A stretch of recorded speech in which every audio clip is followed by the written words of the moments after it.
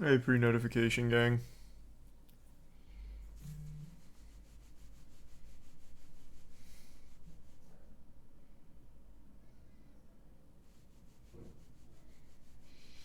Yeah, maybe Apex tonight.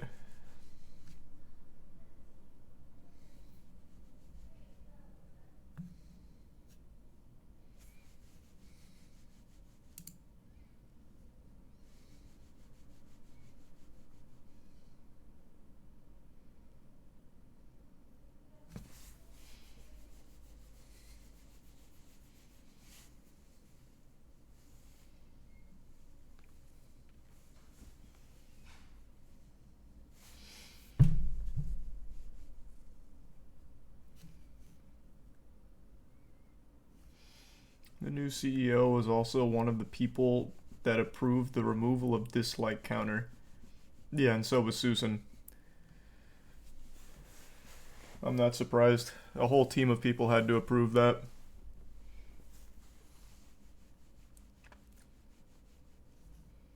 It wasn't just one person.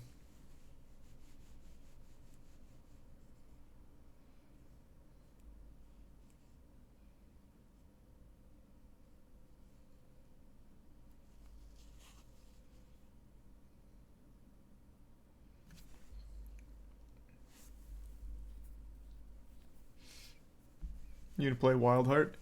Yeah, I'm gonna play it tomorrow.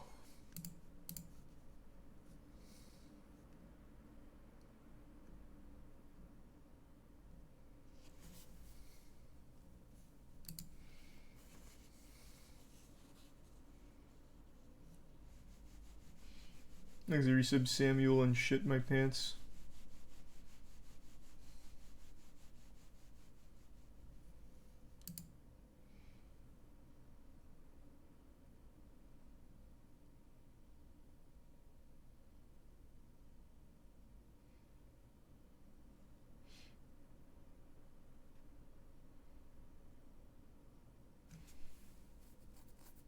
Thanks to resub Jeezy. What's online skating? Oh, inline skating. No. Thanks to resub Thick and Ed.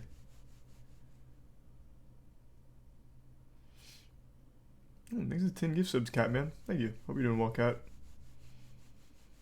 Yes, I will moist me to the new Ant-Man. I saw it tonight. I actually totally fucking forgot I saw it, I'll be honest with you. Thanks to resub Cat. The bits Mage and Dowland. And the resub Don't Know. And Nigel.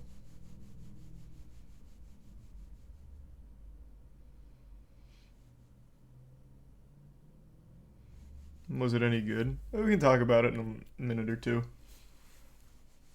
Thanks to resub Scoopy and Potato and Olivio.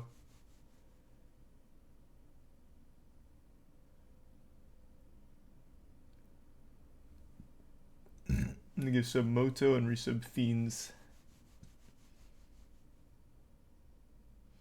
Tier 1 Majestic and resub Shoelace.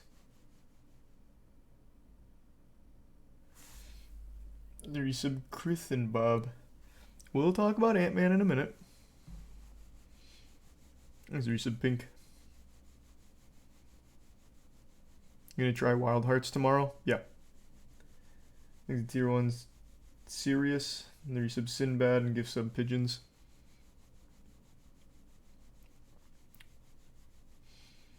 Darth Jar Jar should be official. Oh, I agree. You're preaching to the choir.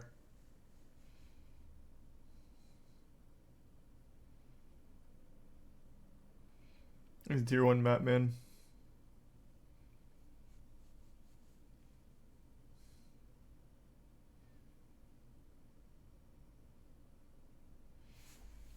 And the resub You All.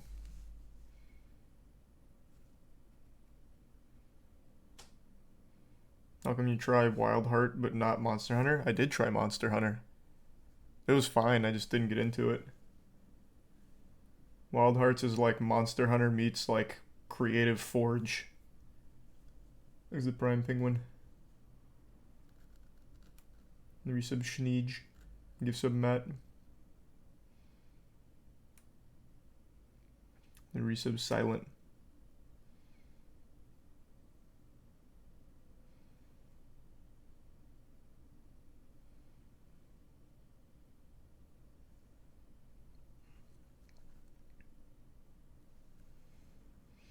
Isn't the replacement for Susan the guy who came up with the new cursing policy?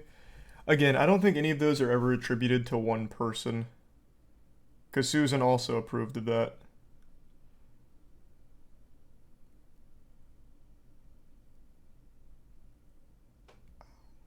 Jesus, ouch.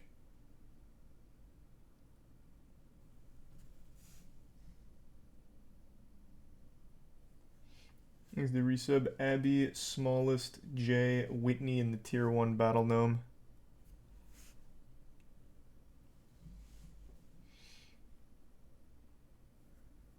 And the resub Galahad. And Chester.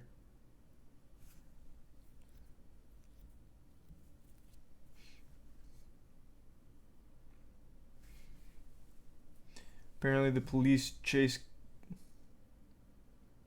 Wait, what are you talking about? Apparently the police chase guy is aware of you and will try and make a reference to Moist in the next LAPD chase. I highly fucking doubt that. I don't know where that fan theory's coming from. God, I ripped off like a nail over here. Hurts.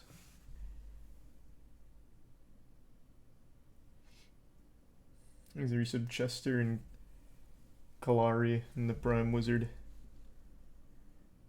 No, like I said, I wouldn't watch that on stream, guy.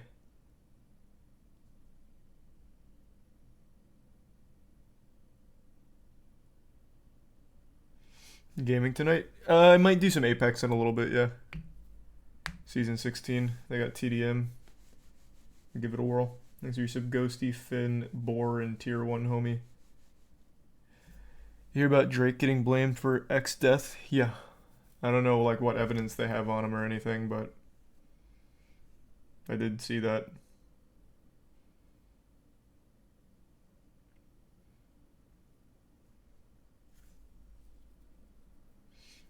Thanks to the resub. Dungus. And Yin Yang. And Jack.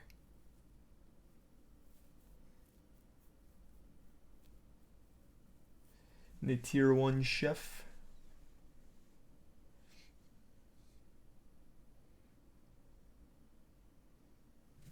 And the Prime Mental. The new TDM sucks. There's no timer, so the entire team can leave and you'll just be sitting there doing nothing. I did see that complaint. That's actually crazy. That's like one of the most basic features in gaming. I don't know how you overlook that.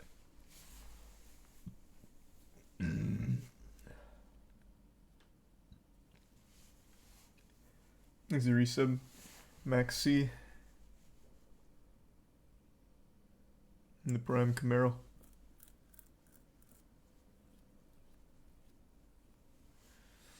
And the resub Kevlox. And Joey.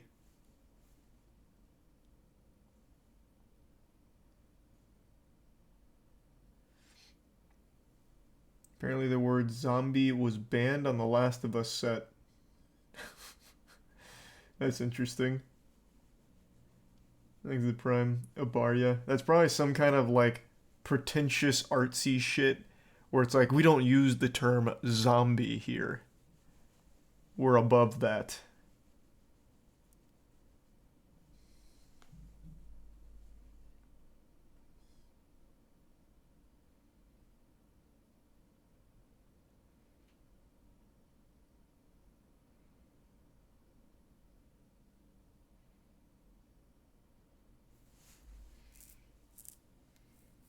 Thanks for resub, Patrick and Guggy. And welcome, Abaria. Being accurate equals pretentious.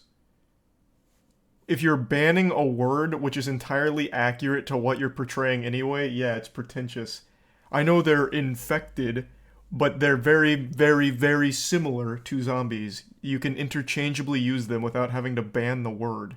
Yes, it's pretentious.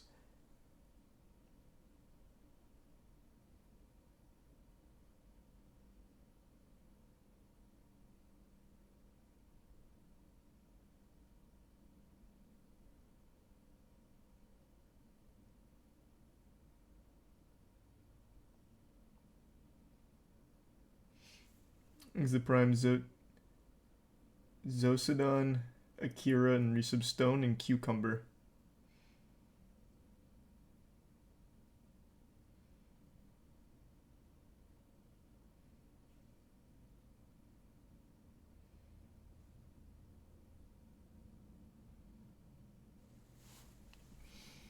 What do you think of The Last of Us show so far? I think it's amazing. I think it's an outstanding show. Thanks for your sub Silver, Himbliss, and the 5 gift sub Lamont.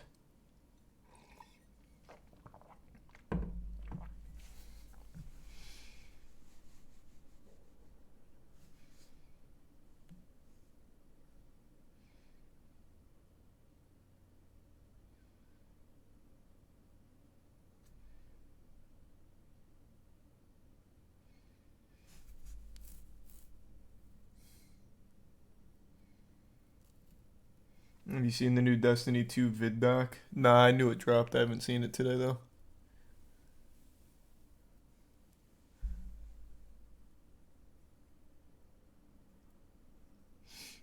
Yeah, I saw Ant-Man. It was not good. It wasn't nearly as bad as Ant-Man and the Wasp, but overall it just wasn't good. For once, I agree with the Rotten Tomatoes score. I think it has a 54%. Wow, I was about to do Atomic Heart.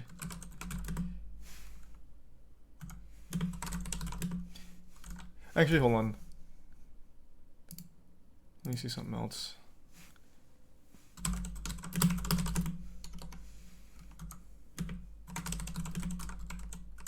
Let's pull up all of them. Here. So Rotten Tomatoes, it's actually even lower. It's a 49. But the audience score is an 84. Which I wholeheartedly disagree with.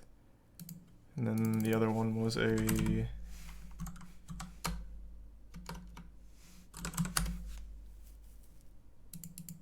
Oh, they don't have this one up yet. Oh, a 6 on IMDb. Is there a single Marvel movie that's ever had a bad audience score? What did Thor Love and Thunder have?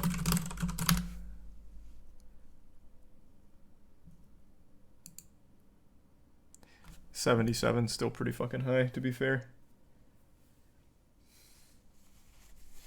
Average fans will never let it flop, yeah. It's just not very good.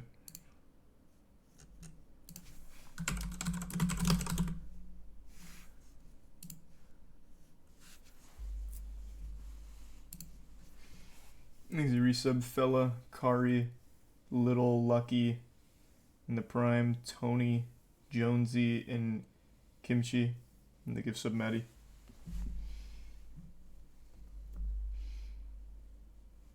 Eternals has a low one. Black Widow wasn't an inexcusably bad movie.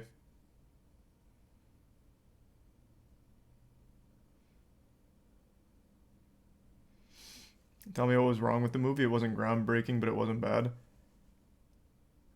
I'm gonna put you on the spot. Without looking it up, can you name 2 characters that weren't the main villains and weren't already the established characters? I bet you can't. Kang was very cool, though. Yeah, I like Kang a lot.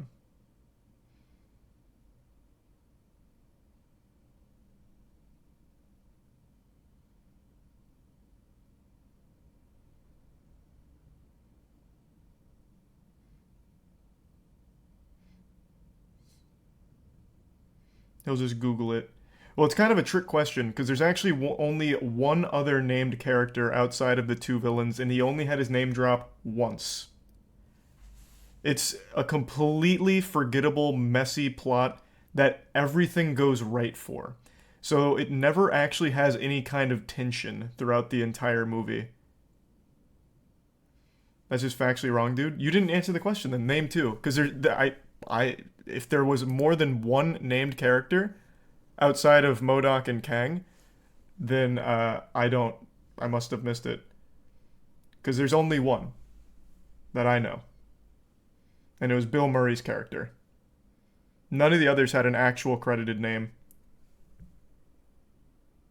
That's wrong. Name them. Quaz and Jantaro. Let's see, who were they? Because they certainly didn't say those names in the movie.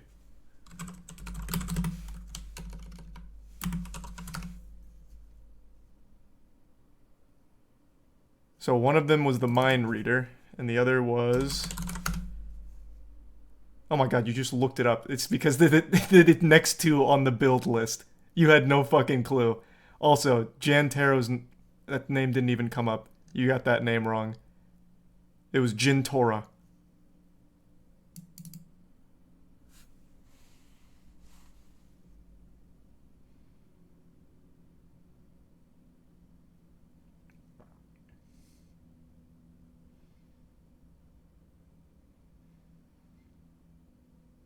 Yeah, that was the one I was thinking of, Krylar. He was the only one whose name actually got said outside of Kang and MODOK. I don't know when the fuck they said Quaz and Jintora. I don't know when those names got dropped. So the movie sucks? It doesn't suck, it's just not good.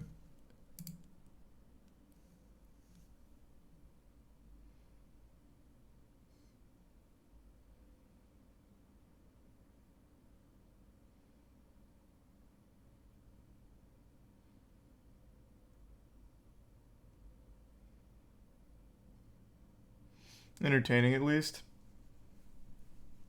Not really. Like, I liked the visuals. They went really hard on, like, goofy visuals. But, I don't know, it's just really boring. It's a movie where I felt like there was no stakes. Literally everything goes right for the main characters. I can't recall a single time where something went wrong. Aside from the opening act that sends them to the quantum realm. Everything else just goes perfect. Literally perfect.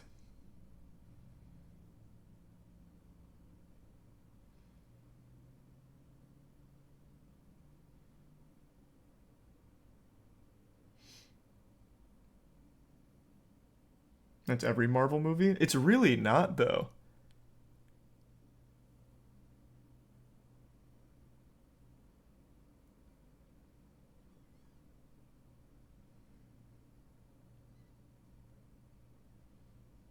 Have you read a comic, my lord? That doesn't mean it's good. Even if it follows a comic one-to-one, that still doesn't redeem it from being bad.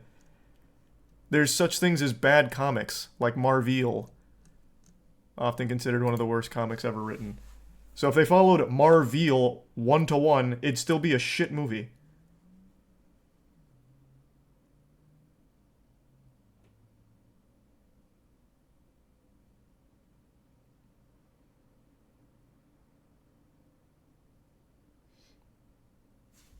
Did you even watch the movie, Christian? He didn't escape. Okay, I'm not getting into spoilers. Yikes.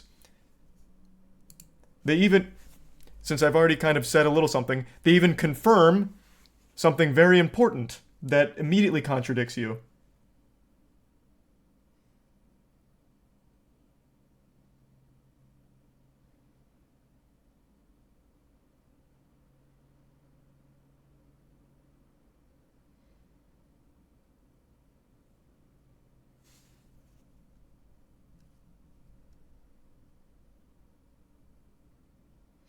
Lost a lot of respect for you tonight, to be honest. Jesus Christ, the one Ant-Man and the Wasp fan.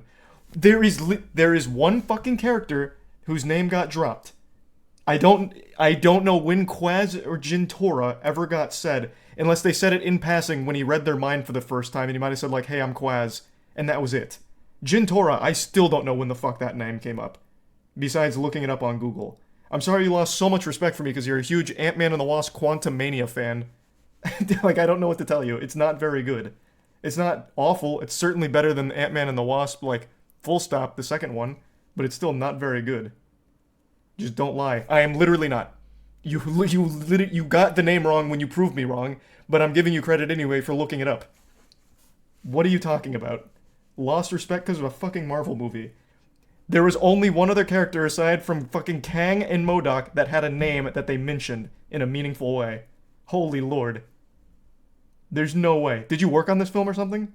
Blame the writers.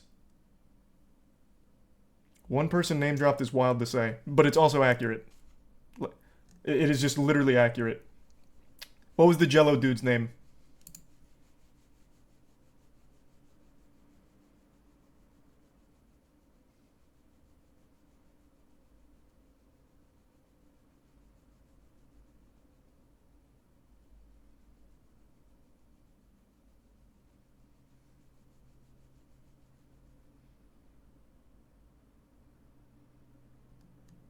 Thanks to the resub, Mike. In tier 1, SARS. Now he doesn't type instantly. Yeah, because he literally looked it up.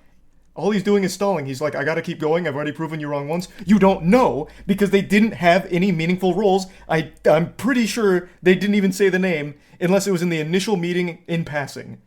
That's why you can't answer me, because they didn't have meaningful fucking roles. They were all throwaways. You looked it up. I don't know why you're trying to lie about you just knowing it. This has to be bait. I took bait. There's no way. I just gave you 2 names, and you're deflecting on what I just asked you to do with telling me the name of the Jello guy. I'm assuming you can't look it up because he's not credited. Let me see. Because otherwise you would have already done that.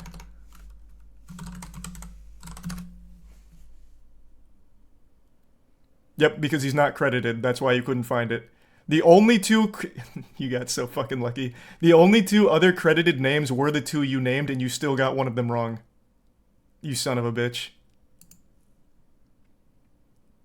That's why. I see.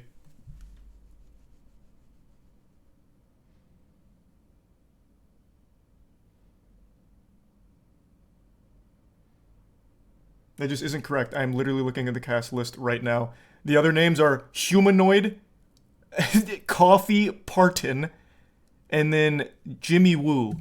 But he's a reoccurring character, not a new one. And then the one that I gave, which was the Krylar one, because that was Bill Murray's character. And then the other 2 are Quaz and Gentora. All of the other ones are Pilot 1, Nomad, Humanoid, and then Nick Fury.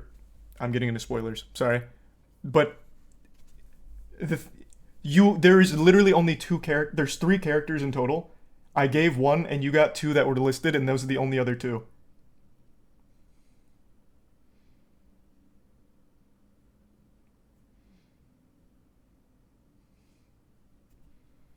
You got so fucking lucky.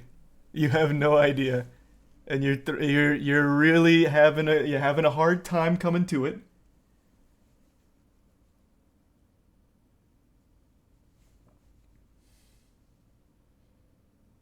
Pilot 1 popped off. Pilot 1 did go pretty hard. Unironically, did go kind of hard.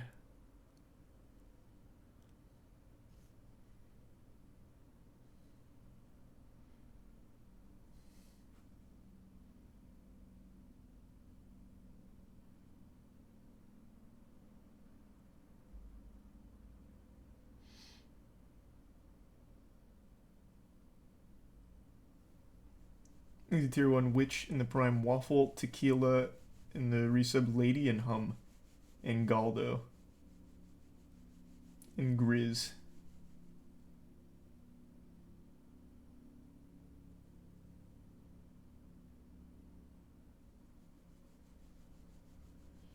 Thanks to the Prime Marky. Is Wild Hearts good? I'm excited to try it. Thanks to Prime Dave. And I've watched all of those Parzival.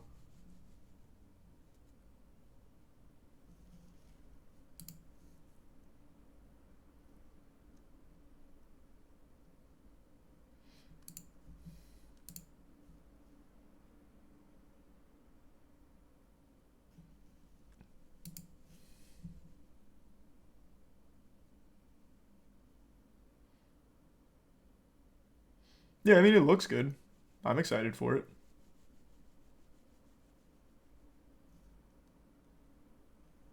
Thanks, Recent Percy.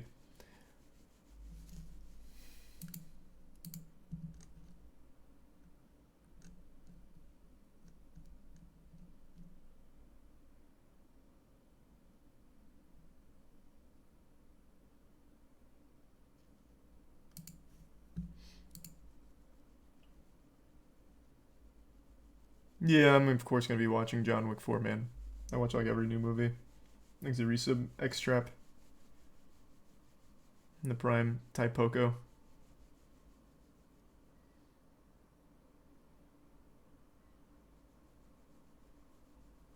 You excited for Cocaine Bear? Yeah, maybe. I'm sure it'll be fun.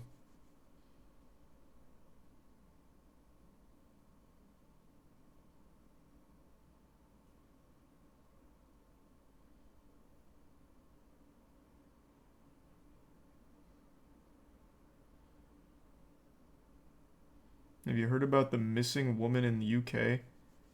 Happened 20 days ago, and there's loads of conspiracies. There's like a million missing people everywhere. That's kind of vague. Have you seen the new Instagram update? No. I haven't been on Instagram in months.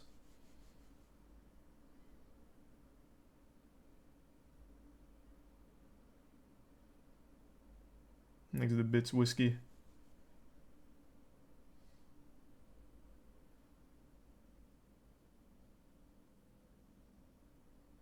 There's a bridge.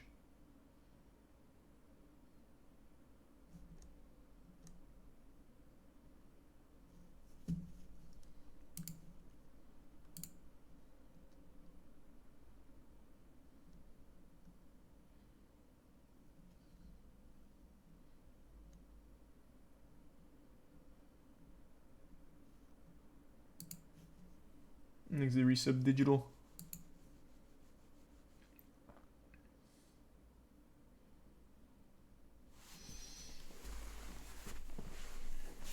And Crazy. So planning on watching Blood and Honey. Oh, when does that come out? I forgot about that. Oh, it came out yesterday. Yeah, maybe.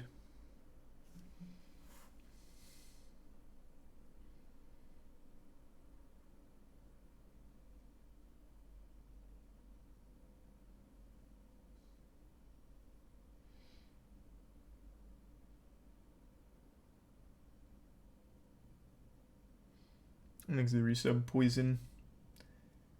And Ploso.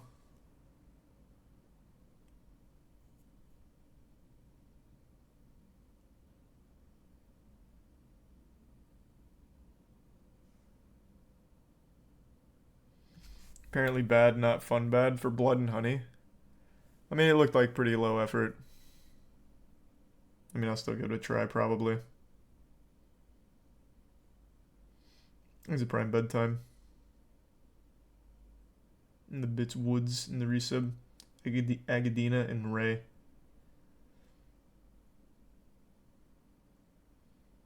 And Bobby.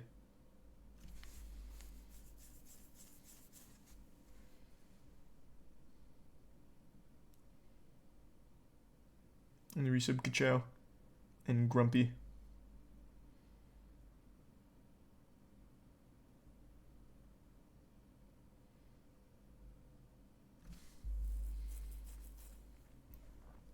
And Terrell.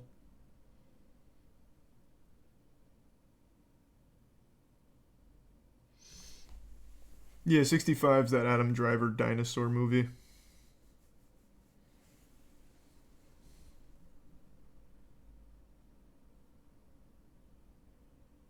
It's the prime Vantamon.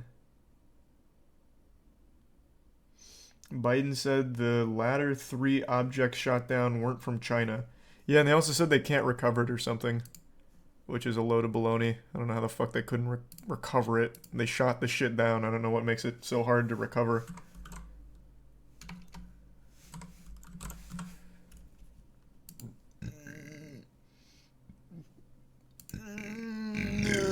Oh.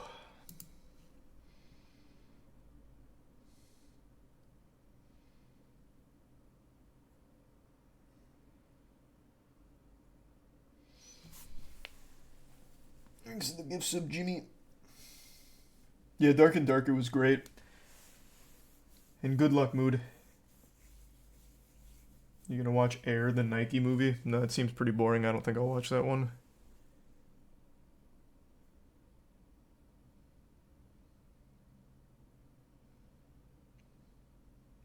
What's the plan tonight?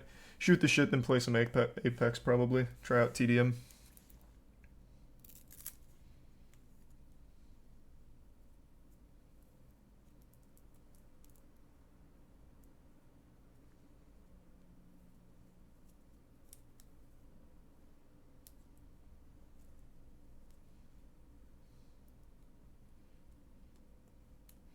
Do you keep up with the Chris Chan documentary? I haven't in a while, but I've seen most of it.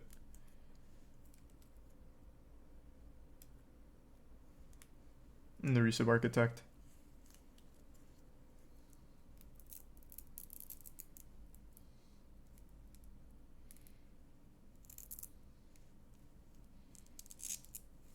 No, they have like actual TDM now, but most people are saying it's not very good. I haven't played it yet, so I don't know. Hopefully it's good though. Thanks for some PW.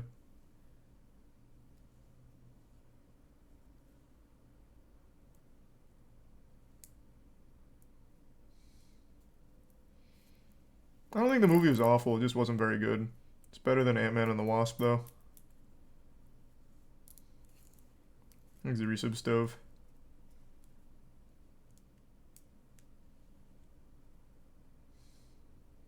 The resub Carter.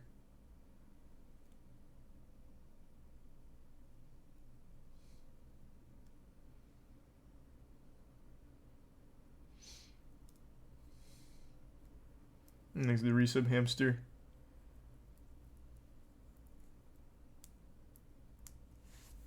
And Acro and Prime Justin.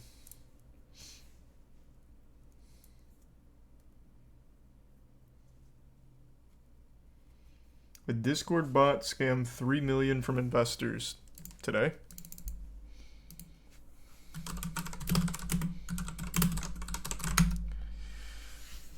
These new 11 Discord scams. Scammer steals 150k of crypto. Don't say anything about a Discord bot stealing 3 mil.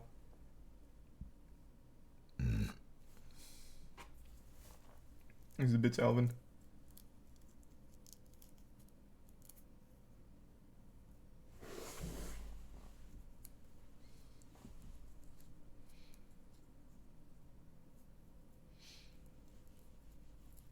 Marvel has fallen so hard. Nah, they still print money. Thanks for 5 gift subs, Kev, and the resub smiling. Marvel still makes tons and tons of money.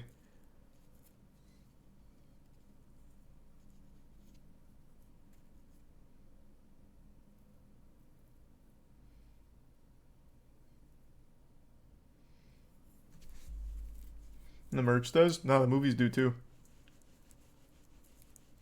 Superhero fatigue isn't taking too huge of a toll.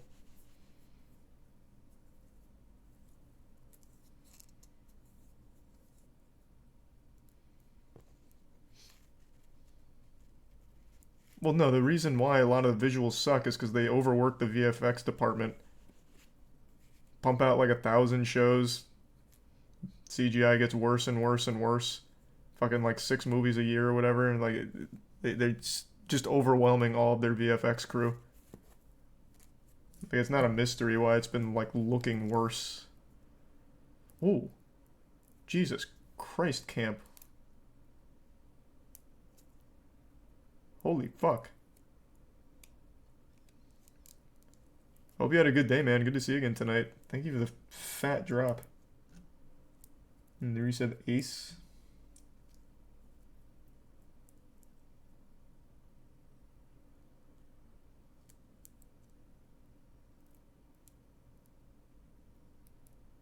And yeah, sorry about that, Jay. And thanks to the resub Ray. God damn. Thank you, camp. The Discord bot is me6.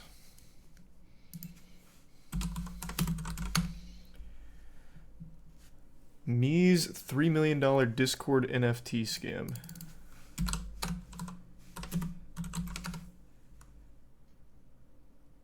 Discord should ban me6 already.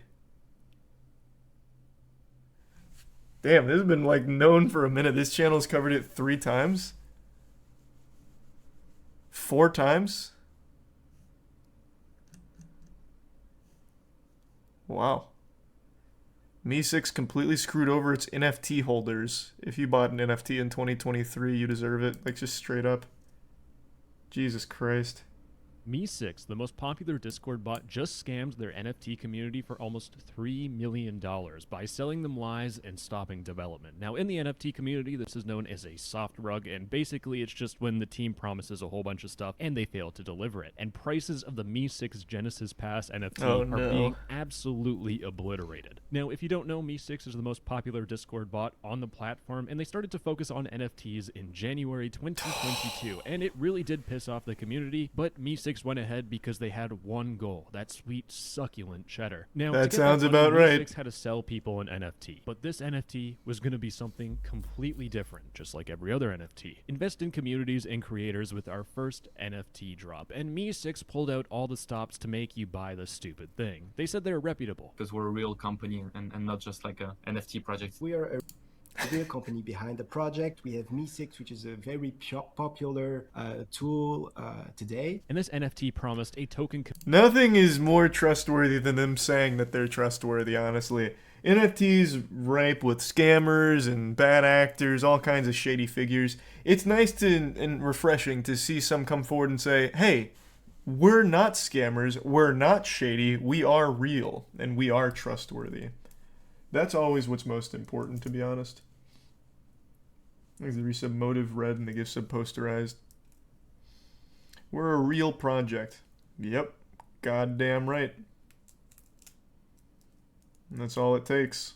Community platform that allowed people to make and trade their own tokens and use a decentralized exchange. And that exchange ran on the Me6 token. Now, every transaction on this decentralized exchange would have a little bit of a fee. Now, that fee would actually get distributed amongst everyone that had Me6 tokens. And to get those Me6 tokens, you would have to buy this NFT. What we're really selling is not art, it's Me6 token. The Me6 token, though, is and will be super valuable. And since these tokens were going to be valuable, people wanted More more, valuable than and gold. Me6 was not wanting to disappoint. As a reminder, everybody who buys into the Me6 avatars drop will get a free airdrop of Me6 tokens. So we'll create a fixed amount of Me6 tokens. We want to do a pretty big chunk in terms of percentage of that pool of token and give it out to the NFT holders. So that exact percentage is not something we're set on yet. What I can say is that it's going to be a sizable part of the pool of the 100% of the Me6 token. And just That's such a good idea. They really are doing it different. My God. And see how their Twitter's doing after all this. Just a random Discord bot turned NFT. They haven't tweeted since January 10th. That's so weird.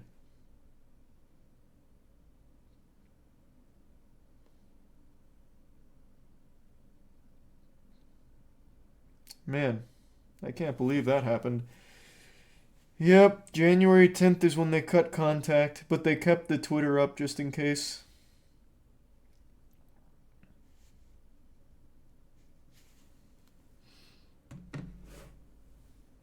He's the prime cat. Me6 is huge. I'm shocked they do this. Why? I'm not shocked at all. It's because they're huge that they would do this, because they knew it would be successful. I mean, at the end of the day, they made the Discord bot. A lot of people used it, so it's a name they trusted. And for some reason, even though they were originally upset about it being NFTs for Me6, they still bought in. That's on them. That is just absolutely reckless stupidity. I don't know why you'd buy an NFT from fucking Discord bot.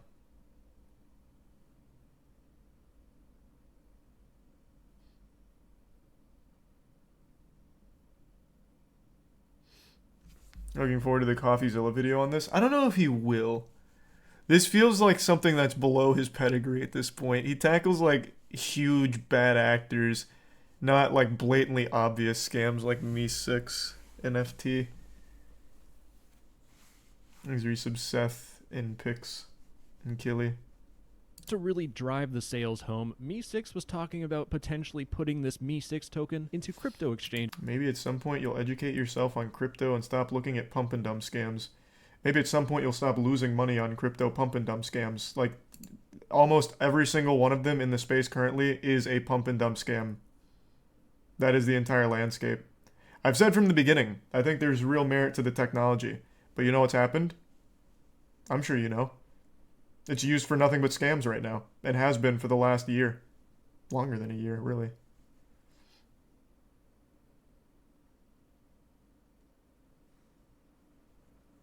Every single one of them, pretty much.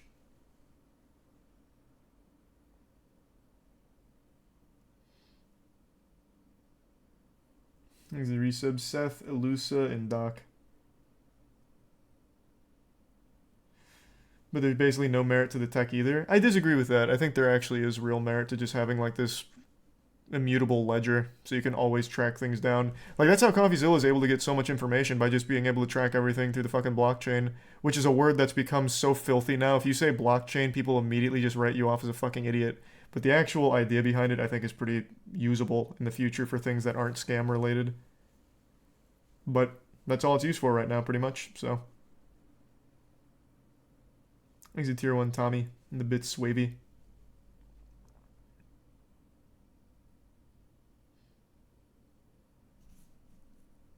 Changes in the distant future. If you're talking about the Mi6 token, we're in discussions with some exchanges. We've actually had early talks with Binance not so long ago. Now just keep in mind that these quotes are directly from the Mi6 founders themselves. They do AMAs, and I, of course, have all the backups of them, and I watched almost every single one and wanted to scoop my eyeballs out. Mi6 was promising a lot of stuff, and with their success as the largest Discord bot, people were on board, and it's time to sell this damn thing. So Mi6 releases an announcement that they are minting the NFTs on March 8th, and demand is going to be sky high. So what they did is they bumped it from 8,888 tokens to 10,000. People are rushing in, and they want this NFT. And Mi6 decided to blue ball everyone by delaying the mint for 1 week. The reason for that is that, we are seeing a lot of new faces joining, and we want to make sure everybody can, get on board. Now, if it isn't obvious, Mi6 is just stalling to try and maximize sales by generating more and more hype. When we released the Mi6 token, so Q2 2022, with the first airdrop, we're very confident in the fact that we're going to sell out. At this point, I'm completely probably sold. This true. will be amazing. It sounds like a wonderful investment. Things are looking fantastic. Now, as the day of the mint is approaching, another announcement gets dropped. They're lowering the whitelist pre-sale price to 0.18 Ethereum. They're making it cheaper for the people that get in early. And the public sale will be in a form of a Dutch auction. Now, if you don't know what a Dutch auction is, let me just tell you what Mi6 thinks of it. The thing is that it's hard to set a price that's fair. I know there's a lot of guesswork into defining the price for the public sale, and the Dutch auction is actually a fairer way to define that price, which is basically let the market decide. Now let me tell you about what a Dutch auction actually is. It's kind of like the opposite of a bidding war. You start the price extremely high, and you slowly lower the price until people start to buy it. And what this does is it feeds on your fear of missing out. You do not want to miss out on this NFT, so you're just going to buy the NFT, and it's probably above a price that you would actually pay if you did a normal bidding system. And all of this is just to maximize the amount of money that Mi6 gets from these NFT sales. And that's not the end of the announcement, because they're pushing the mint date to March 24th to get even more people to buy our NFT. It is the day before the mint, and hype is at a super critical moment, and Mi6 founders are playing it off on their AMAs trying to sell this NFT, baby. The profile picture and the art is kind of secondary. It's actually totally secondary to the drop. And what you really get is the free airdrop of Mi6 tokens. The Mi6 token, though, is and will be super valuable. The more you have Mi6 NFTs, and the more you get Mi6 tokens. But about the Mi6 tokens, what makes it exclusive is definitely that you get it for a cheaper price from what it will be in the future, and that price is actually zero because you already bought the NFT avatar. Now this AMA is... Who the fuck cares? Is there any new NFTs going on right now? Any new NFT scams? Because this was 2022, right? So March 2022. This is an older scam. Do people still try NFT scams? I haven't seen one in quite some time. Aside from Dylan Danis, but Dylan Danis honestly can't even read, so I'm not surprised. Still 40 new NFT scams every day. But who's still buying it? Even all of the crypto bro hype beasts have died. They've lost too much money to even be able to afford Twitter Blue to keep peddling it. I don't see anyone even talk about NFTs anymore.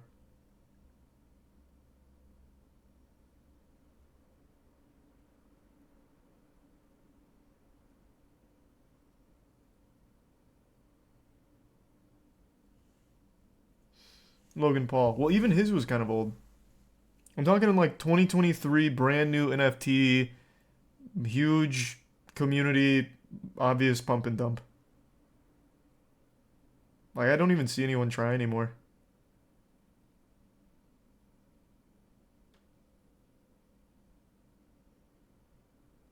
Oh, true, Square Enix. Holy fuck, I totally forgot. Square Enix is absolutely hell-bent on bringing NFTs to their games. Oh my god, yeah. So they're launching an NFT game on Polygon pretty soon. Ugh. I totally forgot. Hey, J-Mac.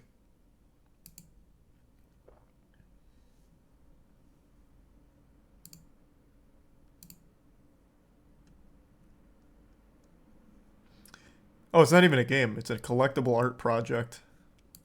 Calling it a game was too much credit.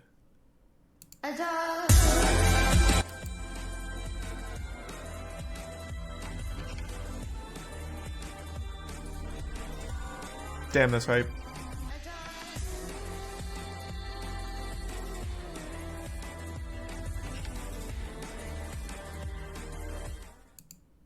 I'm feeling bullish on symbiogenesis.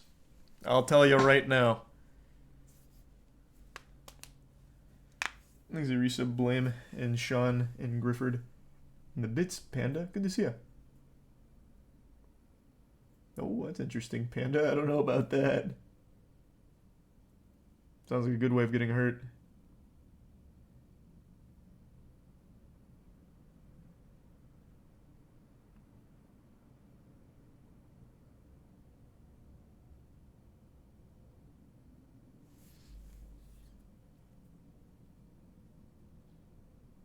And thanks to the resub loan and power.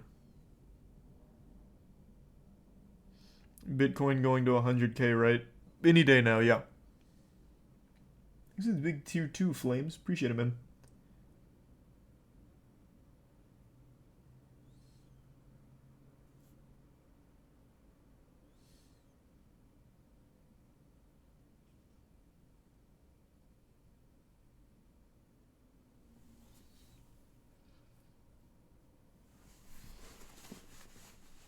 Let's do a Netflix stock crash watch party. Well, it's not crashing yet. It won't fully, like, start tanking till they implement the password sharing protocol in the US. He's a tier 1 psychedelic. That's when it's really probably going to take a huge hit. I just can't imagine anyone bothering to pay for it once they're kicked off. I really can't. He's a tier 1 scuff.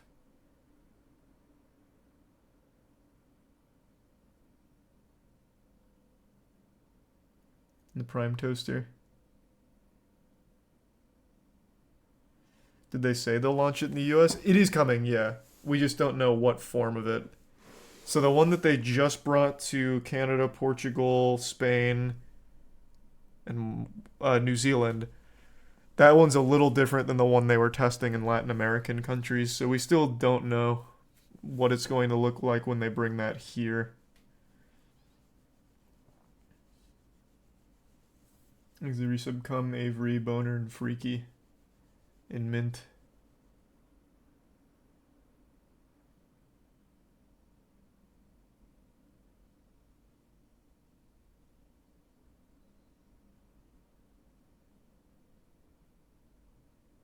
I like how they just disrespected Canada like that. Yeah, people are really pissed about that. I mean, rightfully so. Thanks, resub Smoke.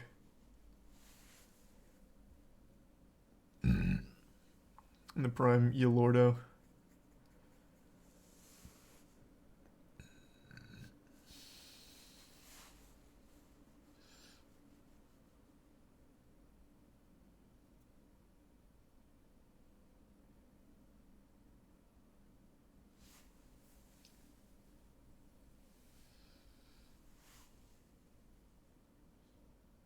Yeah, it's not everyone in Canada. I think it's only one area, if I can remember. Or, is it one or multiple? I don't remember. I don't think it's all of Canada yet, though.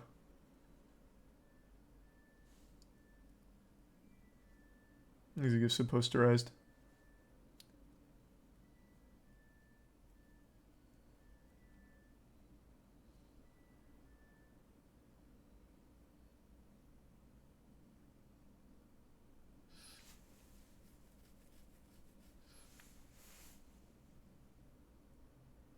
Have you heard about the new Tetris movie? Mm-mm. Can't say I have. There's a Prime Olive. Don't understand you saying they have bad originals. Stranger Things, Orange is the New Black, Daredevil, Inside Job. They have no good originals coming out soon, though. So you listed, how many is that? 4? You've listed 4 good originals. Do you know how many originals they have in total? That's 4 out of like fucking 400. They actually just throw everything at the wall, all kinds of shit, and hope a couple of it sticks. It's a quantity, not quality play. They do have bangers, 100%. I like Stranger Things. I like pretty much everything you listed there, though I never got into Daredevil. But, like, they have bangers. But for every banger, there's 15 stinkers.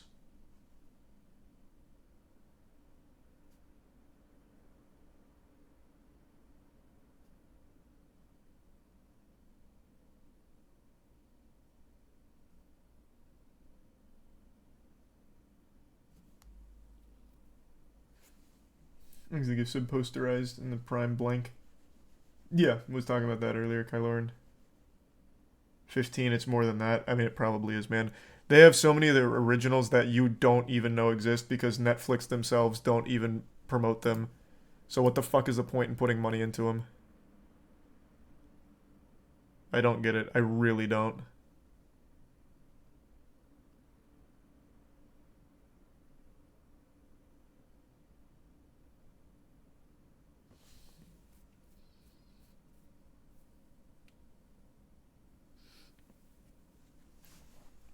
Thanks, Resub Abigail. At least they're making content, not regurgitating much. But their best content is like the content that's not theirs, like Breaking Bad, shit like that. The things that people are like actually using Netflix for, I feel like are things they could just get elsewhere, like Breaking Bad.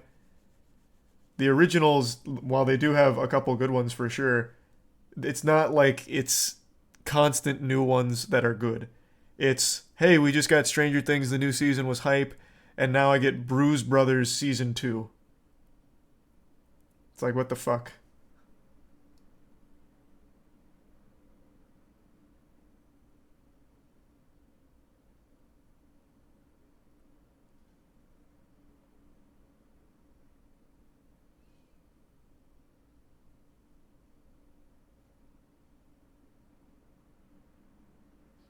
Is there resub Wavy in the Prime Razzle?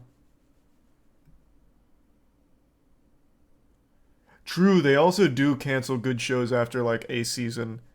They do have a habit of doing that.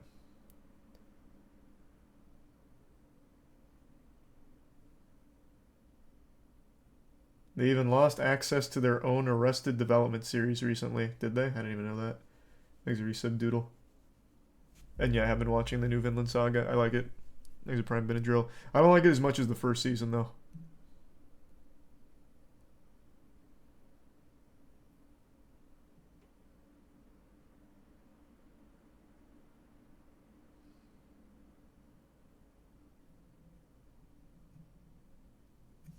They lose so much money by dropping all episodes of Stranger Things on the same day, but I like it.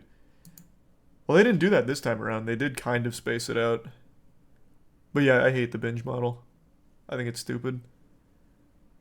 I think it was cool in the beginning. It was a cool novelty, a fun new way of experiencing content, but I'm so tired of the binge model.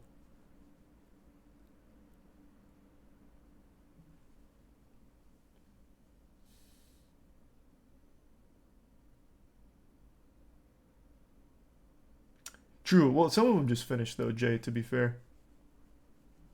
And yeah, I have Goblin. If I plan on tossing it over to him after stream tonight.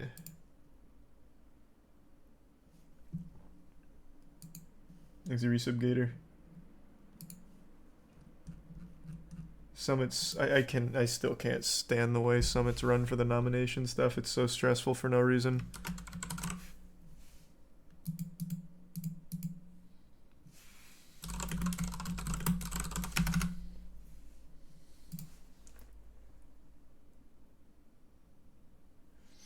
Thanks, resub Gator in the Prime, Zach.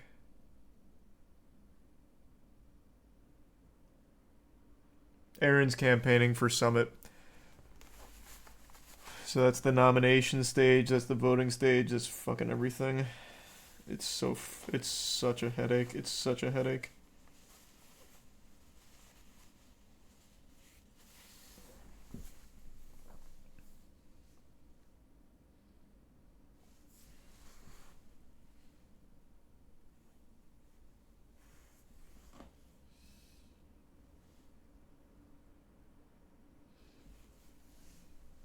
Netflix added 891 Netflix originals in 2022.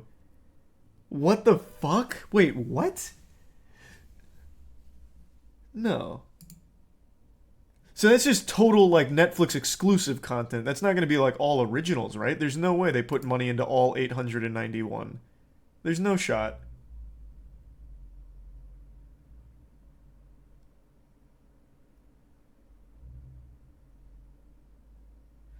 Oh, that's a really good point. I didn't consider that. There are actual, like, exclusives to, like, Asia and other countries and things like that. That's a good point. Oh, maybe. Wow, wait, that could actually be accurate then. Oh, I didn't consider that.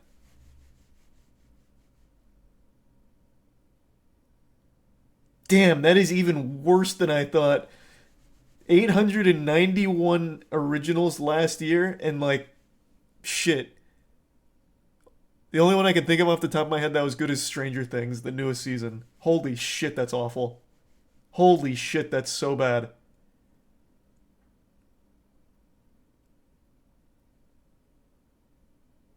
Squid Game was 2 years ago.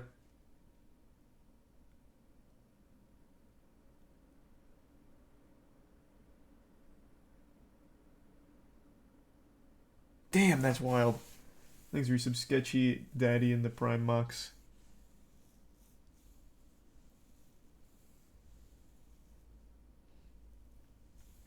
Squid Game was 2 years ago. Yep. It was 2 years ago. That was a 2021 show, not a 2022 show. Oh, Edge Runners was last year. Yeah, two. Edge Runners and Stranger Things. Out of 891.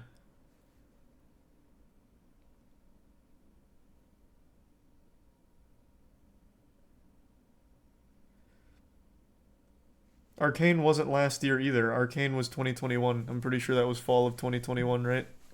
Let me double check. November 6th, 2021. Why don't you guys just look these things up before saying them? Jesus Christ. Dahmer. I didn't watch Dahmer. But I'll just say, yeah, Dahmer got a lot of hype. Maybe it was good. Let's say every single one of them you're naming is good. That's still less than 10 out of 891.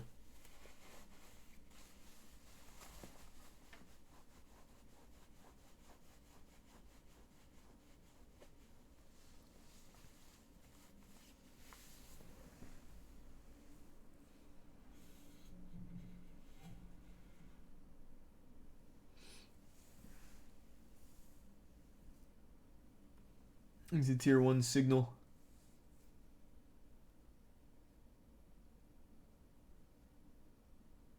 I know, that was another thing, Jay. They're very bad about that, thanks to the resub pup. You see Elon Musk is appearing all the time on the For You page, and then they discovered Twitter engineers actually boosted Elon's tweets because he wasn't happy with the Super Bowl. Yeah. I thought that was just a conspiracy, like just fake news. But anytime I open Twitter over the last 3 days, it is nothing but Elon's fucking replies to, like, everyone. It's nothing but Elon. So it's, like, actually true, it seems. Which is really sad. Or it's just a really unfortunate glitch and they came up with a narrative that almost makes sense. Because anytime I open Twitter, all I see is his fucking tweets. Every single post, every single reply.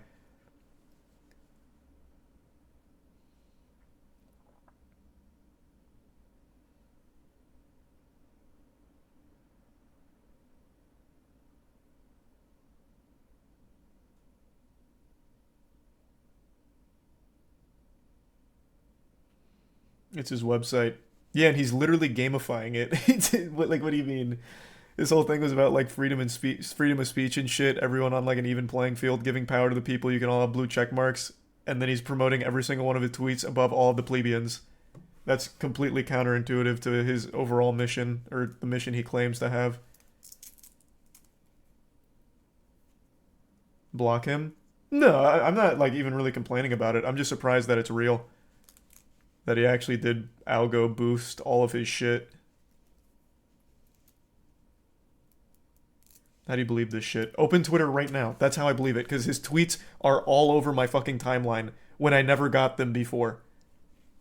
What do you mean? It's very clearly different. Something has changed over the last 4 days. I see every single one of his fucking replies. He'll reply to an account with 8 followers, and I will see it on my For You page, on my fucking front page timeline. I see everything from him. So obviously something changed.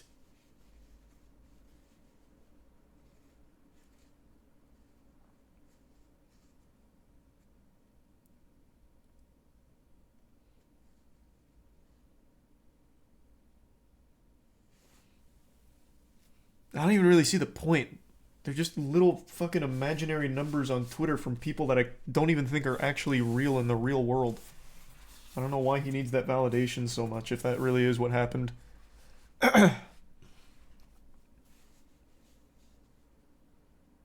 Didn't he literally admit to it with the milk tweet? I mean, you can absolutely make an argument that that was him leaning into it. And it's a very strong argument to make. I guess I'll pull up the tweet.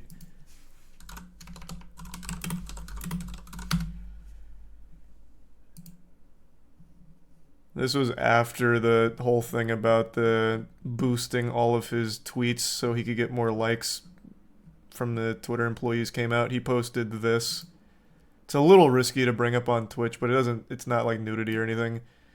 But he posted this, which seems to be him leaning into it like, yep, I'm now feeding all of you all of my tweets. And I believe it, 100%. Like I said, anytime I open Twitter, like the first 8 or 9 tweets are all Elon Musk, and half of them are fucking replies to people I've never heard of in my life.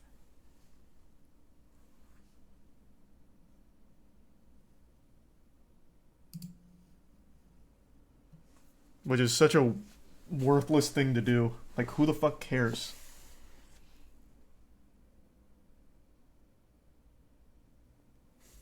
There's a baby and Snake, and the 2 give subs Busty.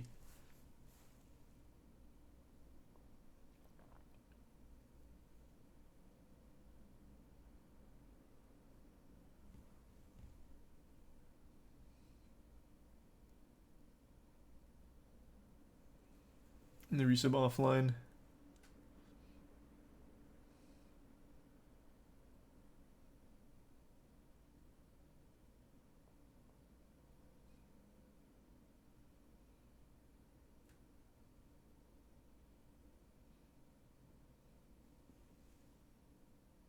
Also harmless.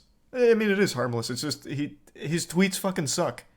And it's like my entire fucking timeline and the first 8 or 9 tweets or whatever are all him. So then I immediately hop on and see his fucking cringe.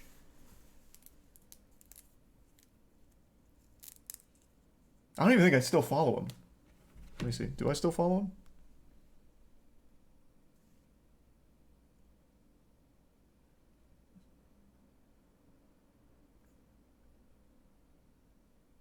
I do. But even still, everyone I follow, I don't see every one of their replies to every single account ever. And it's certainly not like the entire first page.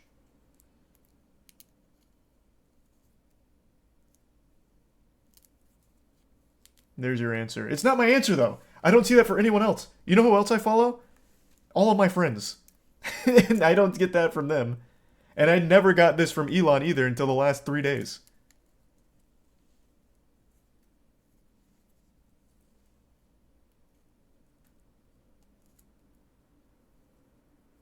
There's resub fungi.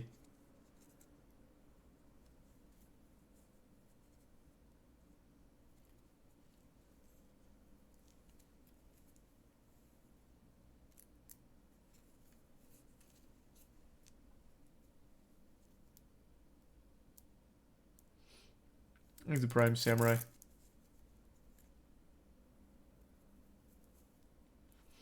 And the resub Wes and Nathan.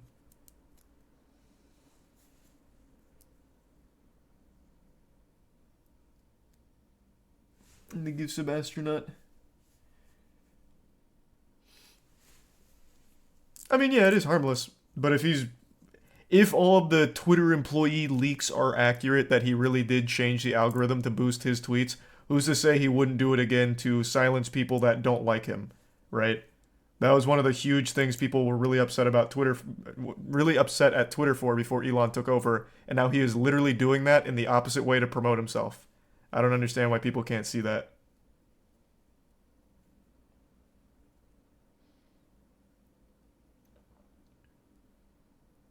That's assuming all the Twitter employee leaks are accurate, though, about what's actually going on with that new system. Thanks to resub Nex and Doggy.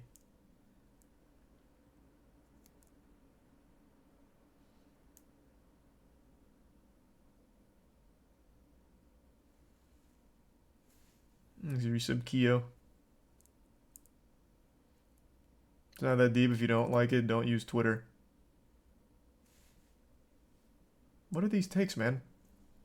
I guarantee if it wasn't Elon Musk, you would be very upset about that. My voice is being silenced. This guy is clearly manipulating the algorithm or manipulating tweets. This is unjust. But since it's goofy meme guy, it's fine. Like, what do you mean? Yeah, I don't really care about Twitter that much. I think it's a pretty a pretty big shithole of a platform. But I mean, it's pretty hypocritical to make a big stink that Twitter used to do it, and now he is blatantly doing it, and now it's okay because he makes goofy memes.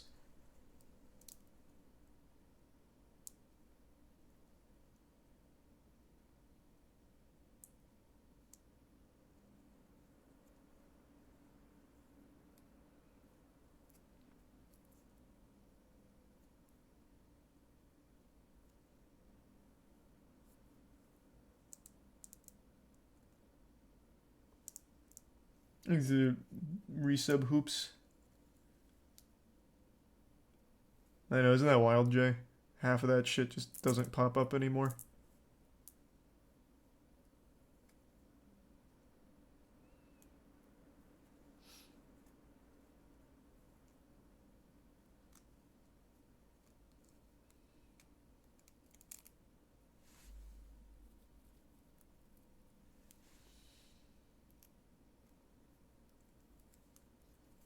Thanks to the gift sub Swampy.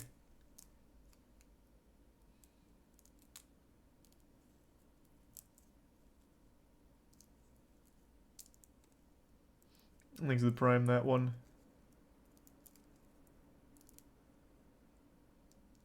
Die-hard defenders for no reason. I mean, again, it's still assuming all of the Twitter employee leaks are accurate, that he actually is gamifying it and promoting his own tweets in the algorithm, which it really does seem like he's doing. I've never seen this happen before, and it never happened until the last 3 days, where it's only inundated with Elon tweets on my fucking timeline. But I guarantee all of the meat writers for Musk would be very upset if Joe Biden paid for that same service and Joe Biden's, every single one of his fucking stupid tweets started popping up on your timeline unprompted like that. If it was someone you didn't like doing it, you'd be very upset.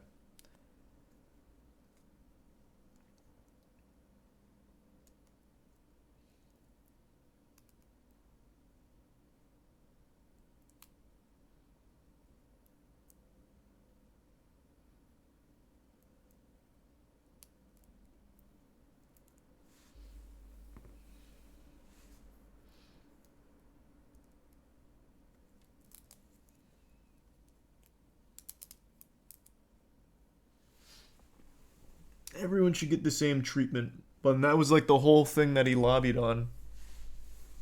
Thanks to the resub hard dick. That was like his whole big power play. Everyone will be treated equal. So if all the employee leaks are accurate, that was a lie.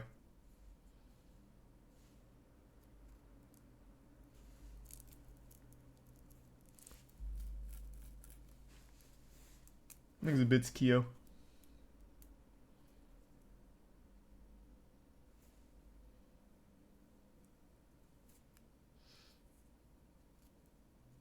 Oh no, he lied. The world is ending. What are these takes? Why do I even bother reading something like that? Like,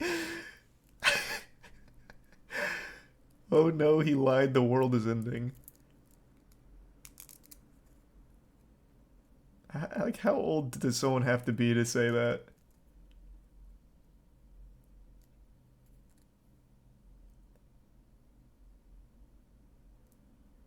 He's not lying. And if he is lying, it doesn't matter, it's not important. Okay, so he lied, so what? The world's not ending.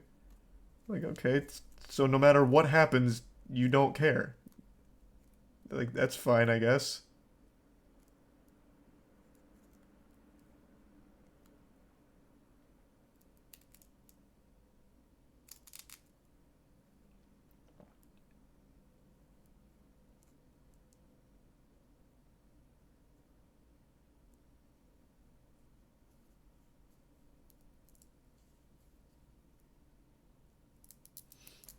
He's the prime drum.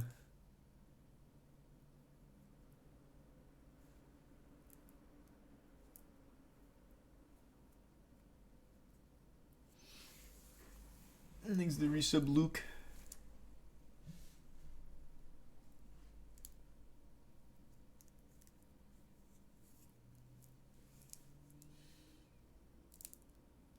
And the resub Steven. I have a job at a news station. I have to hear about him all the time. Yeah, that sounds about right. Thanks the bits Wes. And the prime Murukoi. And the resub Caleb.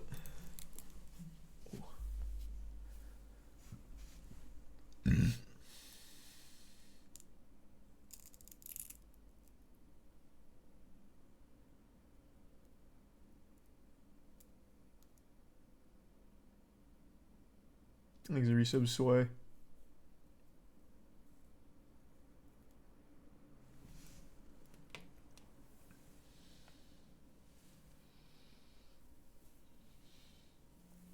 Was that noise? Oh, it was me playing with something.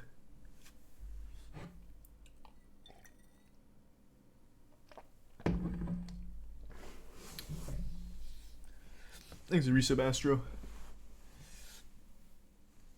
Am I excited for Sons of the Forest? No, I'm not a big fan of survival games. I'm gonna try it, but I'm very confident that I probably won't like it. But I'll give it a whirl, see if I am pleasantly surprised.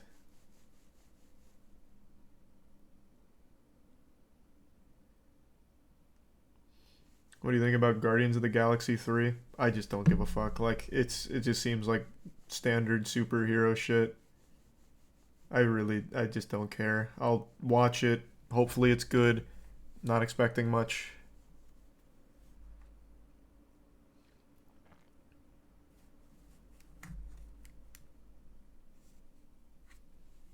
Thanks to Resub Erebor. And the bits Wes. All good, hope it's going well. And thanks to the bits Stiffy.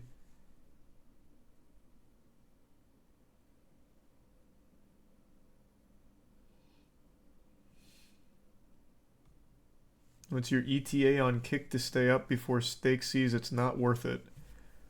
I don't know, man. I'll tell you one thing, though. I'm not preying on its downfall. Competition's always a great thing. More players in the streaming space is good for all platforms. Good for Twitch, good for YouTube. So I don't want it to fail, but my god, it is so shady. Like, they have got to fix so many things right now for it to actually be a viable platform. And then Aiden Ross, oh my god, I saw the Aiden Ross clip where he's like, I need more money. Kick needs to pay me more money. Like, I mean, I guess it's smart from Aiden Ross to squeeze as much juice out of the lemon as he can here, but it's just not in a good spot as a platform, really. Thanks for the resub, DJ.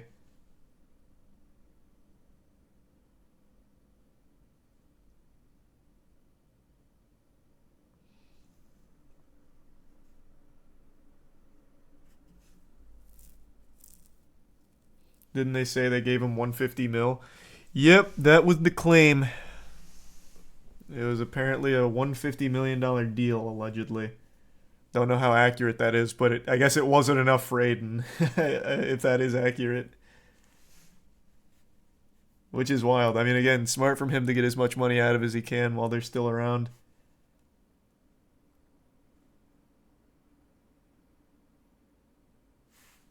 There's a bitch butter.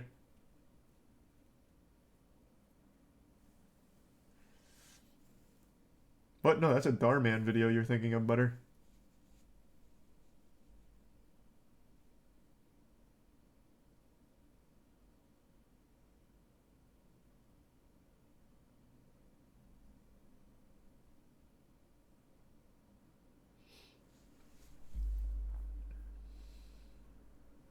Thanks for the resub, Cammy.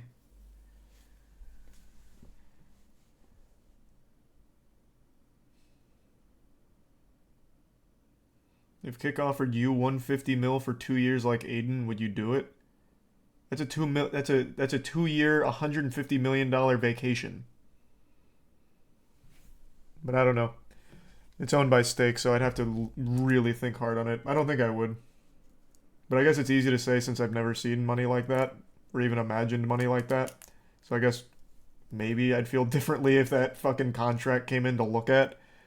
But I just can't imagine a number that would actually make me be okay with the gambling promotion out the wazoo. There's just that stat that always sticks with me with the people that commit suicide because of gambling addiction. That one's just such a fucking insidious one. That one's fucking brutal.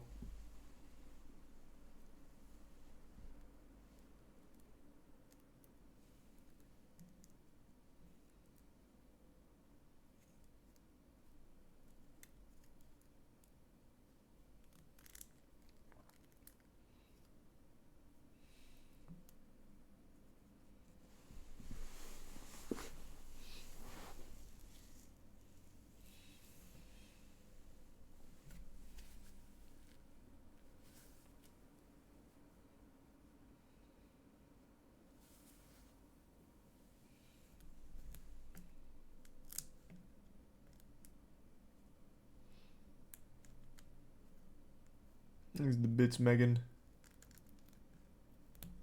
And the resub Kelt. Yeah, I didn't like it very much, Megan.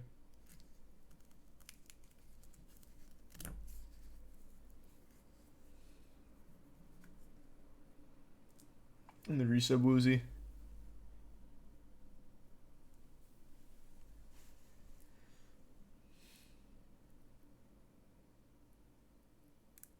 And the resub Deso.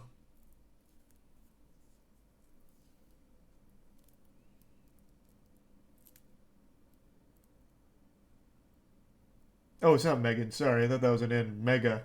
Sorry. Mega Man. What? Oh, it's Mega Man. Oh my God. Jesus Christ. Sorry, the lowercase threw me off.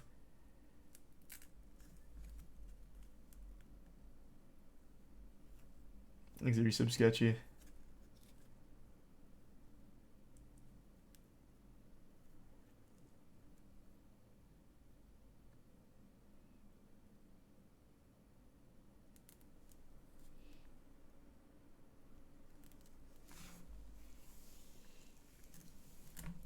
You hear Chat GPT spawning alter egos now? I don't know exactly what you're referring to.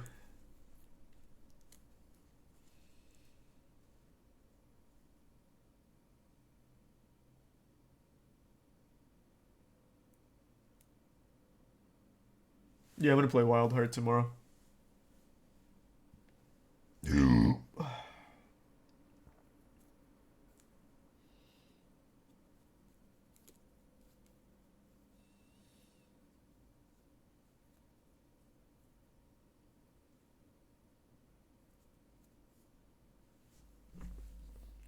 You see the new YouTube CEO is the NFT crypto guy. Again, man, I just don't know if he's like solely responsible. There's a whole team of people that have to okay ideas. An entire team. We'll see though. He very well could be absolute garbage. I think he could be terrible. Very possible. But I won't hold the decisions made from his team against him at the moment. Yeah, I know Jordy's put up the video pretty recently. I think it was yesterday. I haven't checked it out yet.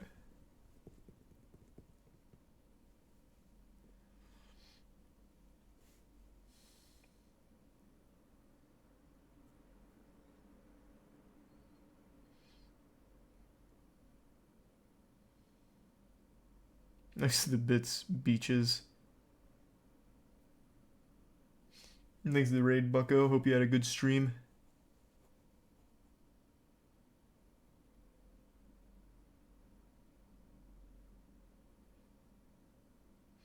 Does Snoop Dogg still stream? Let's see.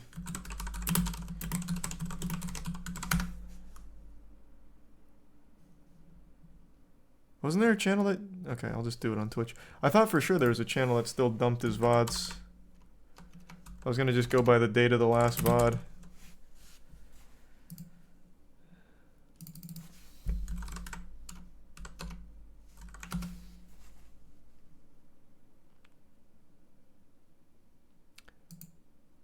When the fuck was the when was the last stream? I'm gonna go with no. I can't even find the last stream.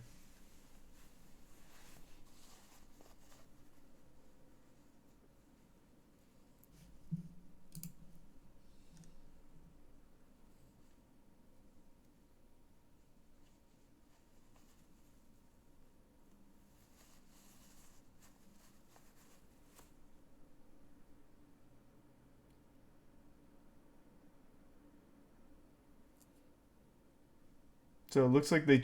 I just checked Discord. So it looks like they changed the summit voting for Smash. So it's $5 for the votes, and you can't spirit bomb it to break that meta. That's a good change, I guess. I still don't like it though. The whole process.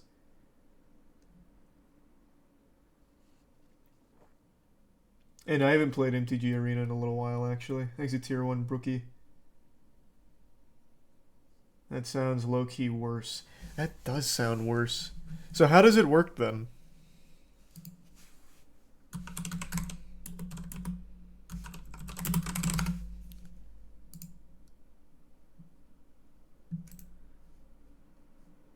Hold on, let me look it up real quick. Why no Spirit Bomb? Because that shit sucks. That was a bunch of absolute garbage.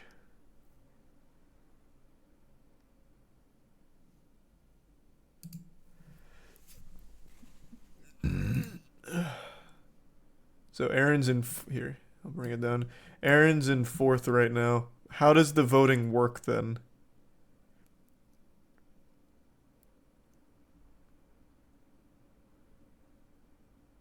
$5 voting pass purchase is 100 votes. $1 in the shop is 2 votes. And 30 or more to get 100. This is the exact same. Isn't it? It feels exactly the same. But yeah, if you have any votes for whatever reason on Start GG, use them on Aaron. He's lobbying for, or campaigning for Summit. Thanks, Arisa Mikayu. Order 10,000 shirts. One day I'm gonna make a big stink about that.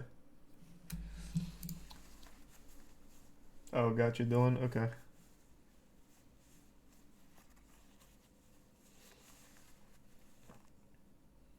Hey, Aaron. No, I'll just let you do it on your stream. It'll probably be easier then. Because I am still very... It seems very much the same.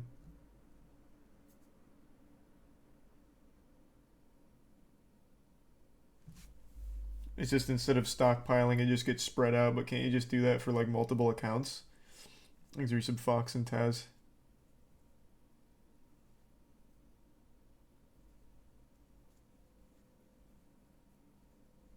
Is it Prime Carkle?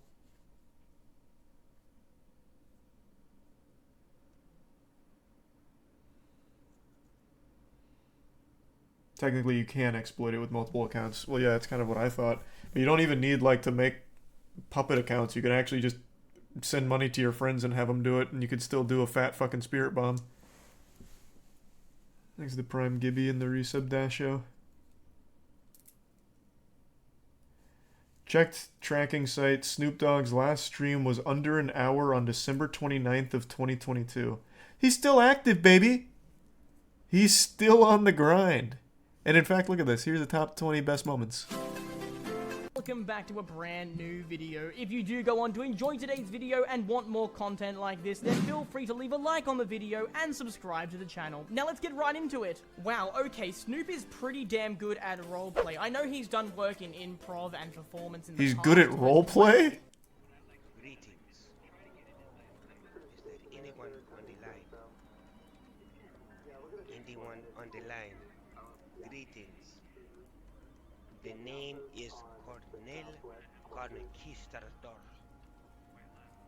I didn't know he ever streamed anything besides Madden. Madden makes I can Snoop hardly very hear him. angry.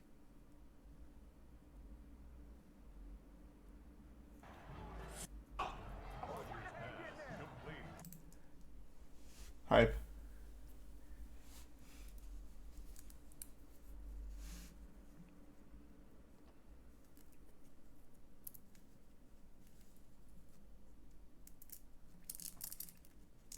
Well, I am gonna watch the Jordies video, I just don't think I'll watch it on stream.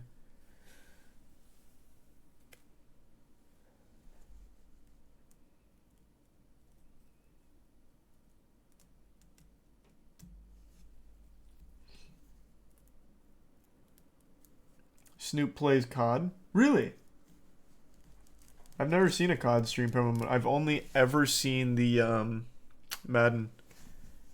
Ever.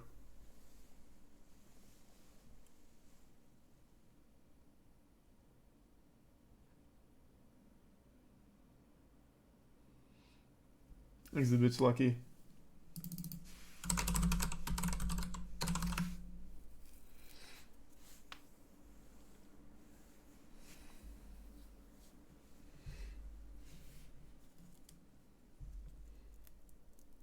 No, Snoop Dogg's part of FaZe Clan. Can't you tell? He does so much with FaZe.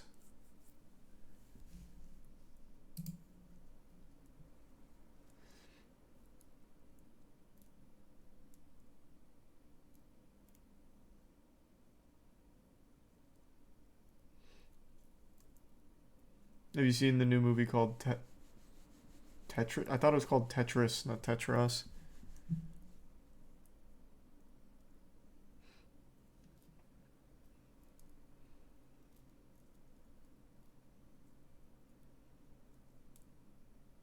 No, I was just planning on watching it on my own. And yeah, we're still grinding World First Race for Destiny.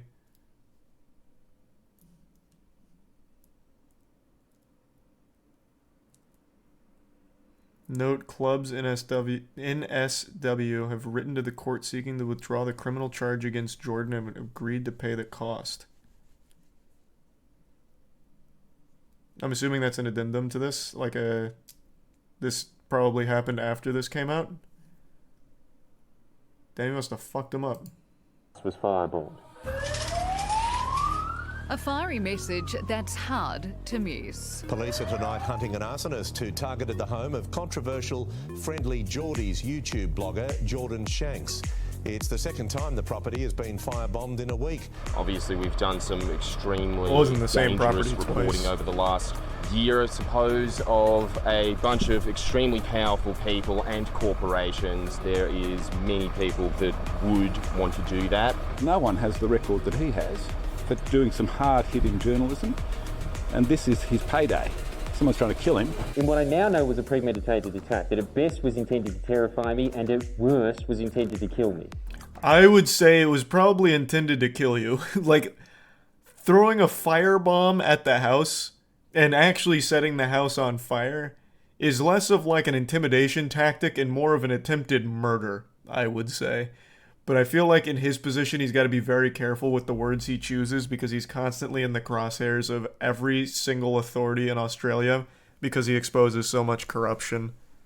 But yeah, this is very much a step above an intimidation tactic. An intimidation tactic is if you had like someone come to your house dressed as a construction worker, but then it was actually a lawyer serving you like a fucking lawsuit. That's an intimidation tactic. This is some like hitman shit. Thanks, the resub waffle. But the firebombers, they forgot to take one thing into account. I'm very disorganised. The night that happened, I was supposed to be sleeping here. I don't even have smoke alarms. So there's a very good chance that if I was, I could have ended up like the content you're watching right now. fire. But I wasn't here because that week I was performing my live show in Melbourne and I forgot my keys while I was down there. So there, criminals outwitted. It reminds me of that quote. He's if 2 steps ahead. Doing, then the enemy certainly can't anticipate our future actions. So I was sleeping somewhere else that night. That's such a beautiful line too. That's always the cliche on how they beat like an overpowered villain in an anime or some shit who can see into the future. We'll have no plan and we'll wing it. Unpredictability is our best friend. With the firebombers' mums. But I will admit, the firebombers did succeed in terrifying me, and I've spent the last couple of months doing 2 things apart from the firebombers' mums. That's hiding and ruminating. This video is a culmination of that rumination. This is an explanation of who could have possibly have done this to such a small, relatively unknown Australian YouTuber. And hey, if that sounds too dry, well, you kids like Knives Out or whatever, stick around. It's a pretty interesting whodunit. I do like Knives Out. Unfortunately, I think I got a bit of a spoiler in the description. I think we know who the culprit is, but maybe you didn't see the description, so I won't spoil it. All right, we'll keep it a mystery. We'll keep it all intact here. Sorry, we're gonna have to film the rest here Some because samurai. the asbestos was getting to us. Just in case you didn't know, I'm Australian. I'm from the great state of New South Wales, home to over 8 million people. And compared to other Australian states, New South Wales is a particularly dirty place. We're the gambling capital of the world, we're the cocaine capital of the world, and not in a cool El Chapo way either. We just have a lot of coke users here, the highest per capita Nice. here, actually. That's pretty cool. For this story, it's important to understand that New South Wales is a state that was created by criminals, and let's be honest, we really have stuck to our roots. During the early stages of our colony, our de facto currency was rum. When an English governor was sent here to attempt to raid it in, we cooed him. Look at him hiding under the bed like he's me. Coward! That's our first political cartoon, by the way. Throughout the 20th century, our police force, political class, That's and hardcore. the world had a rich culture of working hand in hand to maximize each other's hustle. And let's be honest, despite numerous inquiries uncovering the extent of corruption and criminal penetration into the institutions of New South Wales, nothing has really shocked the system into radically cleaning up its act. On a completely unrelated note, let me introduce you to the former Deputy Premier of New South Wales, John Barilaro. He's been the topic of many of my past videos. And look, just to be clear, I'm not alleging anything here, and it is too big of a jump to go from beating a cameraman in public to firebombing a house. That is a big jump, but you're also giving him a lot of credit here with beating a cameraman. This cameraman is fending off this overgrown baby with ease. Like, this is pretty sad for John Barilaro here. He is, it's like that, like an older brother putting their hand on the head of the younger brother as he's throwing punches that are missing. And he's holding like a 30-pound camera on his shoulder. Cameraman in public to firebombing a house. So obviously I'm not saying he did it, but he did do this. Wailed on a cameraman. We'll get to that in a second, but first, not really you're wailed. going to have He to got endure embarrassed, an it extremely seems. bizarre twisting tale. For the new viewers, here's how I made an enemy of basically every Exit powerful 01 Mitchell, person in the the reset state. Bud John and Tubbs. Barilaro was the equivalent of a lieutenant governor. He was the deputy premier of New South Wales from 2016 to 2021 until he quit, Reset blaming Lucifer. my cyberbullying. How do we get to the point where the most powerful man in the most powerful state in Australia claims that he's decided to resign because of a YouTube beef? That's fucking It hype, kind though. of That's so begins so with videos nice. I was making about Nice. the insane land clearing rates in New South Wales because of the actions of John Barilaro's government. Led by Premier Gladys Berejiklian, we had an increase in land clearing rates by over 1,300%, making Australia the only developed nation having a global deforestation hotspot next to its name, and putting koalas on track for extinction by 2050. So repeatedly, I called Premier Gladys Berejiklian koala That's killer rough. over this. In mid-2020, I also interviewed the opposition leader Jody McKay, where we discussed the government's appalling record. John Barilaro takes issue with this interview and the nickname and decides to white knight for his boss on radio. And I've seen some of these banners online or physically where, you know, they call Gladys the koala killer. Obviously, I found that very amusing and did a video that included this impression. Oh, what the f? She's never even personally killed one koala. The one she backed over was an accident, bruh. I'm like, what'd you call a koala killer? What the f? Somebody hadn't seen a koala? Where's the f***ing DNA evidence, bruh? So this guy really To is this just day, actually one of the tuned into classics. every YouTuber Everyone that bought him. criticizes We got him. calls from sources in New South Wales. He actually might have quit claiming because that he John got bullied. Barilaro was very shitty at that video, huffing and puffing, claiming that the impression was racist. I remember this happening because I couldn't believe how stupid the claim was. We were all thinking, no way is he going to publicly say something about this.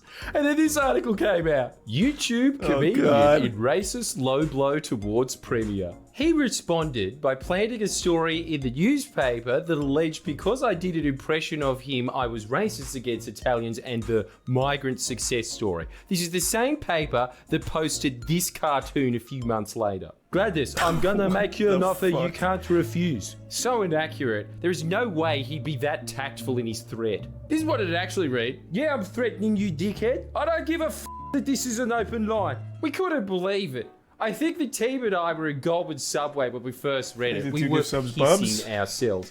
John Barilaro was a man who built a career railing against political correctness, and now he was in an article taking issue with me doing an impression of him, and specifically annoyed by the inclusion of the word bruz. That's Australian slang for brother/cousin, usually used by utter legends. The most ironic part of that article is that my family are migrants from a place that less than 100 years ago was part of Italy. John didn't even bother checking that before throwing out his sob story. So we thought, a whiny, sensitive, fat Italian man, who also happens to be the most powerful man in the state. Content gold, HBO understood that 20 years ago. So obviously we came up with a bunch of stupid nicknames and animations about him, including the classic Super Barilaro Braz. I can't believe we're at a point where actual politicians care about YouTube beef. That's wild. The countless development and logging proposals in koala habitat, starving them, fast-forwarding their extinction clock, and didn't make any effort at all in an attempt to save their populations. All with the help of my good friend, yay! By mutilating labor's native vegetation act, I thought I'd this has increase a lot land of effort clearing by behind it. 45%. But what's the difference? Woohoo! I increased it by 1,300%. Mamma mia! When I discovered the Brumbies were destroying Kosciuszko National Park, bringing What is a a bunch of Brumby? endangered species to the brink of extinction, I was gonna authorize a cull, but then I realized I could make $10,000 in donations by allowing them to destroy the park. Woohoo! Everything in my life was going great until, what's this? Branch. Jesus Christ. Someone hurt my feelings. Wow. We also made some merch. Anyway, Jesus. this is all super auspicious because I swear to God, earlier in the year, unrelated to What this is- new what is a book, we Brumby? realised John Barilaro had this palatial, multi-million-dollar estate that he Airbnb'd as a side hustle to his other gig, being the leader of a state. We thought, It's a wild surely horse. this is the dumbest thing you could do, right? Like, especially since the other half of the time, it's not Airbnb, that's where he lives. So we thought, wouldn't it be good if we film a video on the history of all the shitty things he's done, but film it at that Airbnb? So that's where one of our biggest videos, Bruz, comes from, which was released in September of 2020, which I've got to say, it had a very good twist, because as you probably gathered, or haven't because you're that dumb, I'm filming at your estate.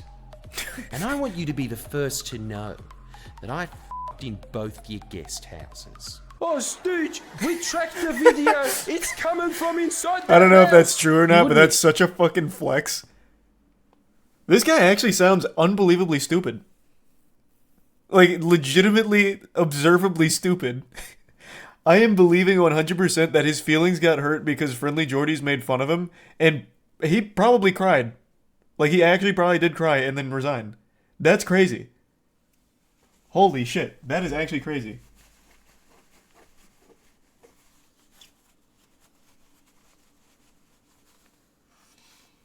They came on his pillows. Yeah, maybe. I mean, again, I wasn't there to watch him have sex and pound cheeks at John Barilaro's Airbnb or anything. I'm just gonna take his word for it. And even if he didn't, he planted the seed of doubt in his head forever now. The guy that makes fun of him also fucked in his beds. So either way, that's a W. Thanks for the bits, Phaedrix. Well, that was sweet. Well, thank you for that, Phaedrix.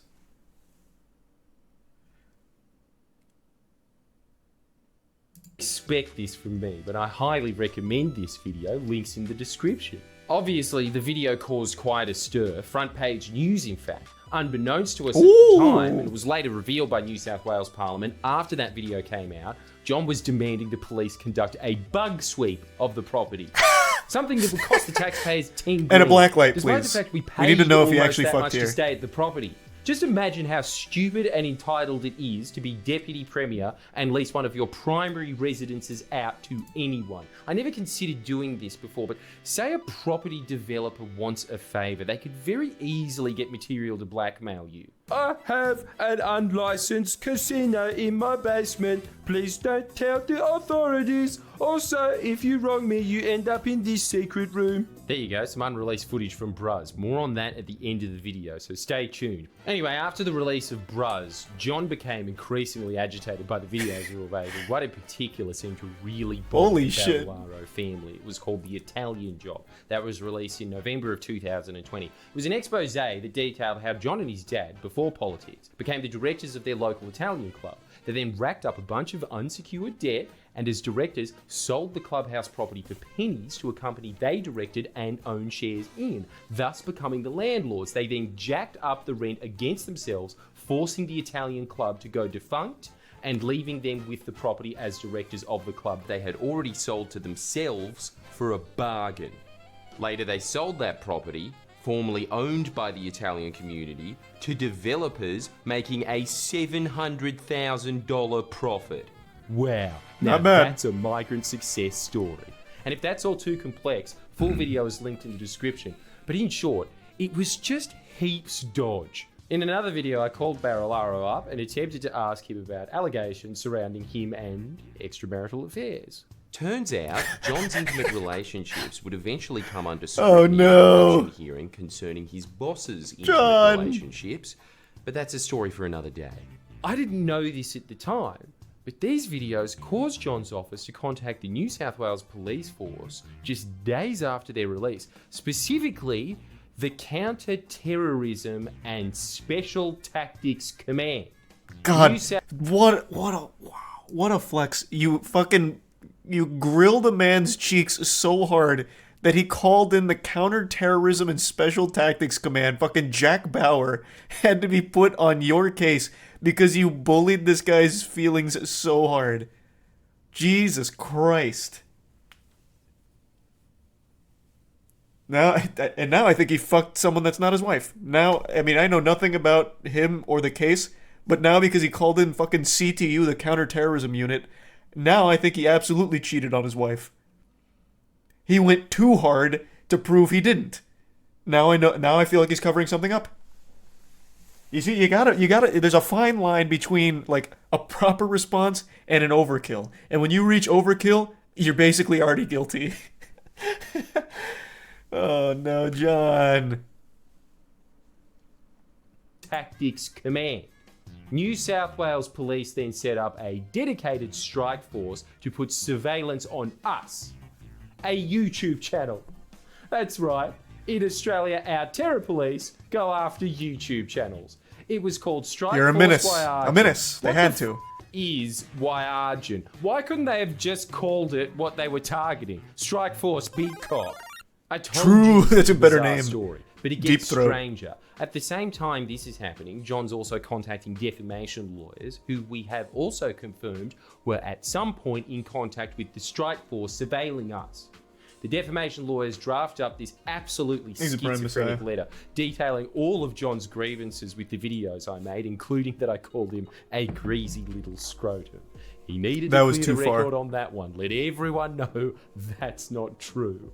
This letter gets sent to me just a few days before Christmas of 2020, and because unlike you lucky Americans, we don't have your First Amendment in this country, someone can very easily take you to court for calling them a stupid fat idiot, which was something else that the lawyers whinged about in this letter. The first few months of 2021 go by, and they were pretty quiet. Unbeknownst Seeing to us, insults the in police writing on a hearing legal is document is surveilling us crazy. On behalf of a guy that we exposed and made fun of. But we know we have to respond to this nutty letter at some point, so we thought, what better place than a university forum that Barilaro is speaking at? We pay him a visit. He tells us to f*** off. This is all detailed in the video Bruz Eternal, which goes through all of the contents of the legal threat we got. The video has now been taken off of YouTube, I think because we advertised the greasy little scrotum key rings we were selling. You can still watch that video on our website, though. That'll get you. Obviously, this exchange jolted Johnny's Defo lawyers into action, and they filed in the federal court, leaking this fact to the press before we even knew. I had to find out in the press. What am I? A murder victim? Jesus, it's like the Nightcrawler's coming before the cops. Oh, and side note, for his lawyers, he got attorneys who at the time were representing alleged war criminals and a barrister who was just prohibited by court from acting for a client, another one of Australia's most colourful politicians, because of a conflict of interest. Only the best. Around this That's time, the Avengers. That's the A-Team. That while I was away Jesus on Christ. tour, the police came and visited my house. I thought, that's quite bizarre, so I get my lawyer Mark to call up the police, who at first deny that there was any visit at all. And only after Mark quotes a time and date does he get transferred to the Counter-Terrorism and Special Tactics Command, specifically the Fixated Persons Unit, a unit set up in the wake of a deadly siege in the centre of Sydney. Basically, this unit's MO is to stop lone wolf terrorists. People like, I don't know, Joker or Travis Bickle from Taxi Driver. That's literally me. A bigger threat than the Joker, I'd The police argue. officer there informs Mark that he had He's a something warrant far for my stronger. arrest and he was at my house to arrest me, but I wasn't there. So the police seemingly had time to think, walk back from the brink, and were apparently awaiting legal advice. Anyway, back to the lawsuit. Because we hadn't been served yet, we decided to have a little fun and do what is perhaps the greatest Friendly Jordies gag in history, because we hadn't been handed the documents. We are on the elevator up to Mark O'Brien Legal to ask to be served because it's been a week exactly, and the press knows all about what I've done wrong, but I don't. Let's find out. I serve you here with the originating application, the statement of claim and the mistakes. Oh, thanks so much, and... Oh no. So we've been served. And what they gave us, in my honest opinion, is another whiny crock of shit. That was. Does he actually have to? with- So he's been sued a million fucking times. Does he actually ever have to even defend himself, or does it get thrown out pretty quickly? Because this man has collected more lawsuits than I have Pokemon cards at this point, from the feelings he's hurt.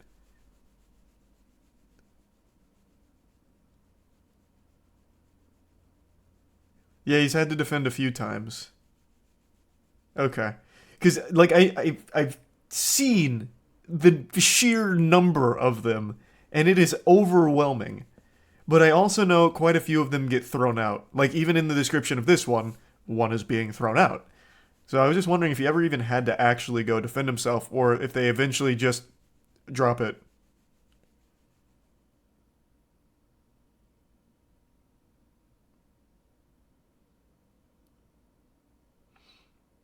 Defamation in Australia is a mess.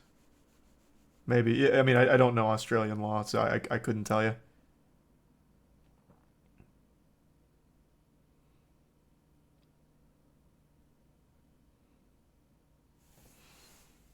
He had to say sorry and edit a video and then pay a $100,000 cost once? Holy fuck. Jeepers. He's a tier 1 trio.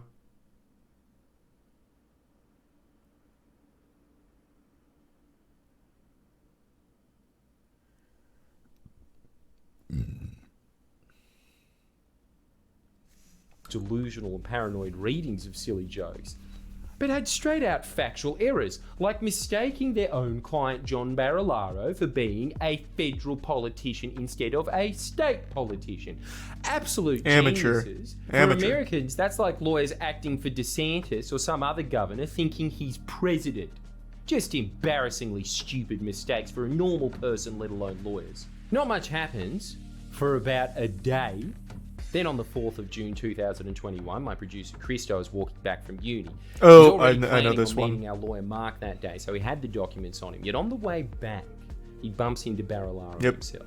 Attempted to hand back the documents to tell him about the mistake, you know, being listed as a federal politician. Barilaro basically took no notice. Then, only a few hours later... No, I'm allowed to film it, though. No, I'm allowed to film it. No, you're not, because you're under arrest. Could you film I'm allowed to film it. Could you film this, Mum? You can film it. That's okay. But you're not allowed to, okay? Yeah. I'm not allowed to. Oh God. You can take my, no, you can take my phone. Oh boy. Jeff Danger just rolled up in the background over there.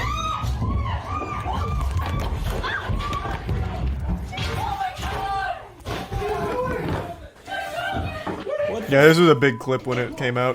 They're giving away evidence and trying to run away with it. Yeah? What's happening? They're just fighting him. Run off with evidence. Okay?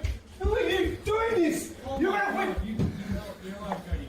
Jesus Christ. I'm coming.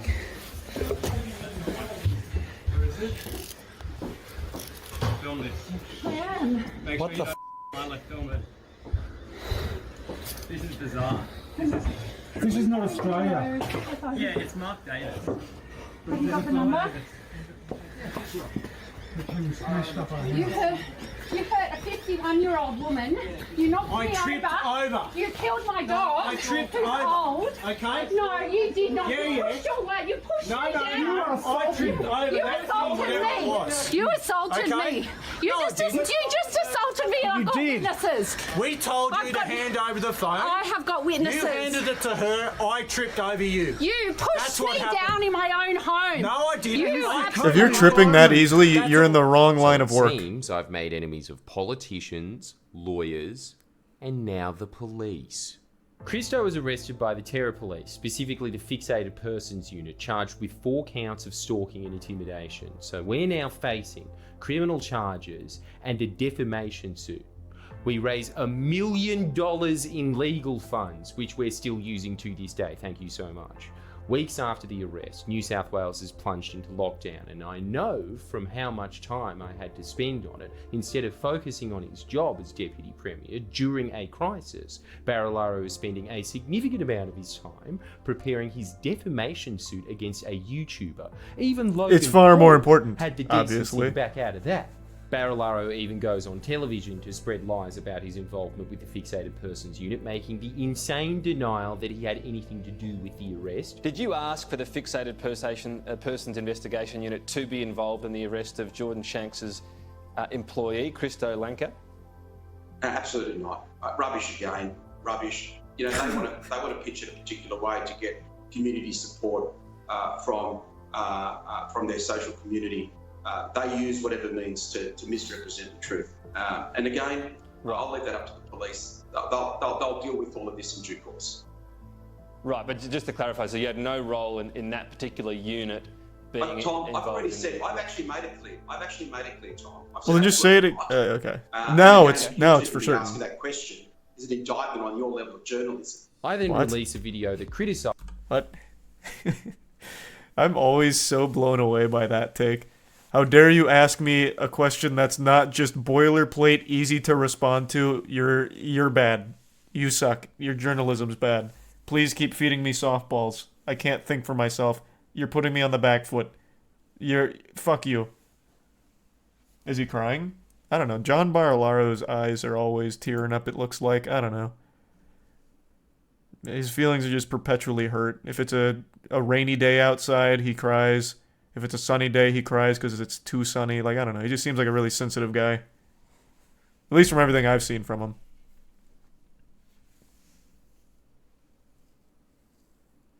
These are the resub jumper cables.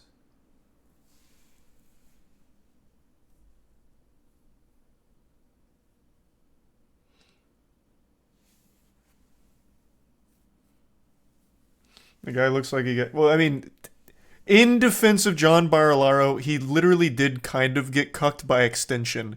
Because this fucking idiot put his personal residence up as an Airbnb, so Friendly Jordies went and had sex there. Like, his estate got cucked. So of course he's going to be sad forever. Thanks to the resub Condor.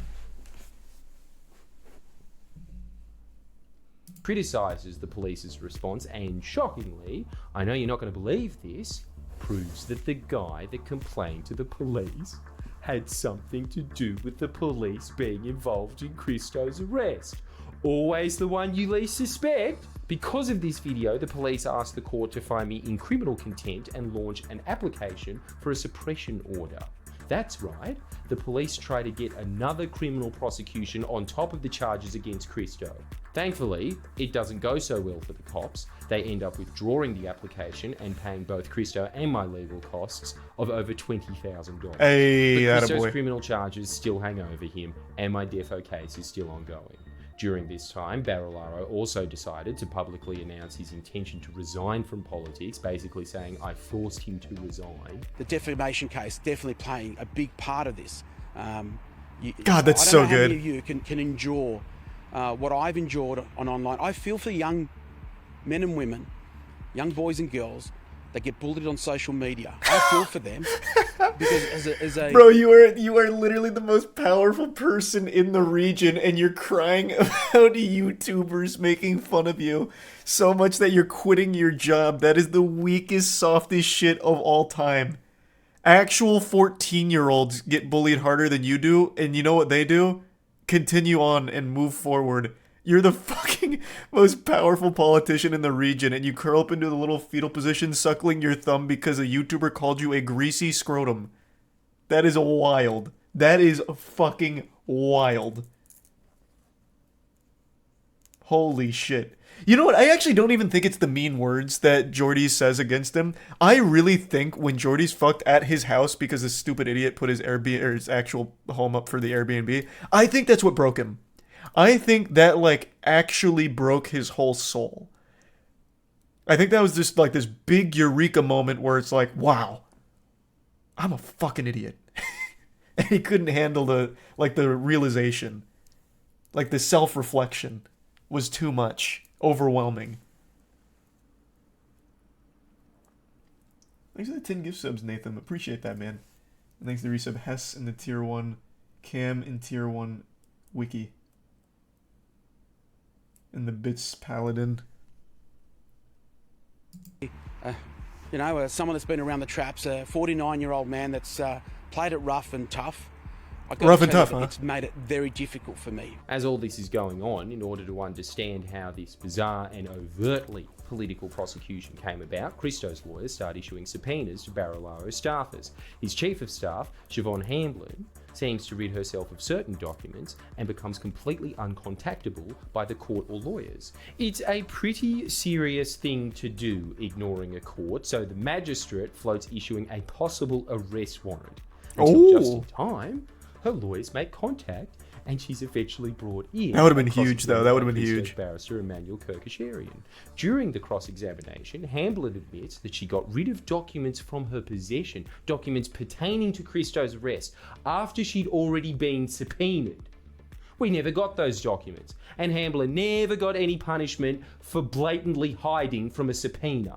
Meanwhile, back at the ranch, during this time, I'm also fighting a defamation case brought by Barilaro. I put in an application to have it heard by a jury, something pretty common sense that you'd think you'd automatically be entitled to, right? Well, Barilaro opposed the jury, wanting the case to be heard by a judge only, with his legal team's reasoning being it would be too hard to organise with COVID. Ironically, John was in charge of the COVID roadmap to ending the lockdown in New South Wales. And on the same day his legal team were opposing a jury on those grounds, John was publicly flagging his intention to open up New South Wales ASAP. I lost my application for a jury despite that and was ordered to pay costs to John Barilaro's lawyers for daring to even ask. Now, ready to hear the most mind-bogglingly illogical challenge that we faced during the defo case. One of the things that John was suing me for was saying that he had lied to Parliament. Yet because of parliamentary privilege, basically English law from the 17th century designed to protect politicians' freedom of speech from the King of England getting in your face, in Australia, nothing said in Parliament can be examined by a court. For Americans, Parliament is like Congress. That means I'm unable to present a transcript in which we believe John lied to Parliament in order to mount my defence. John brings a suit against me and then hides behind special parliamentary protections only afforded to him. So my legal team launches an Holy application shit, to that's strike out Galaxy that Brain. claim, opposed again by Barilaro, who fights tooth and nail to keep that claim in and keep his special protections that prevent his own words from being examined in court. And guess what? We lose. The judge rules that it would be more unfair to deprive Barilaro of the right to vindicate his reputation. What?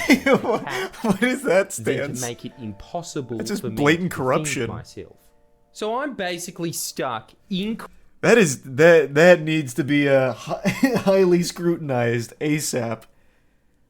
That is so wild. Holy shit. God damn.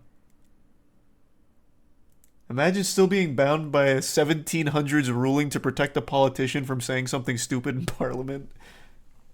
Oh my god. Thanks to Tier 1 Han and the Prime Andy and the Resub Zero and the Gift Sub Han.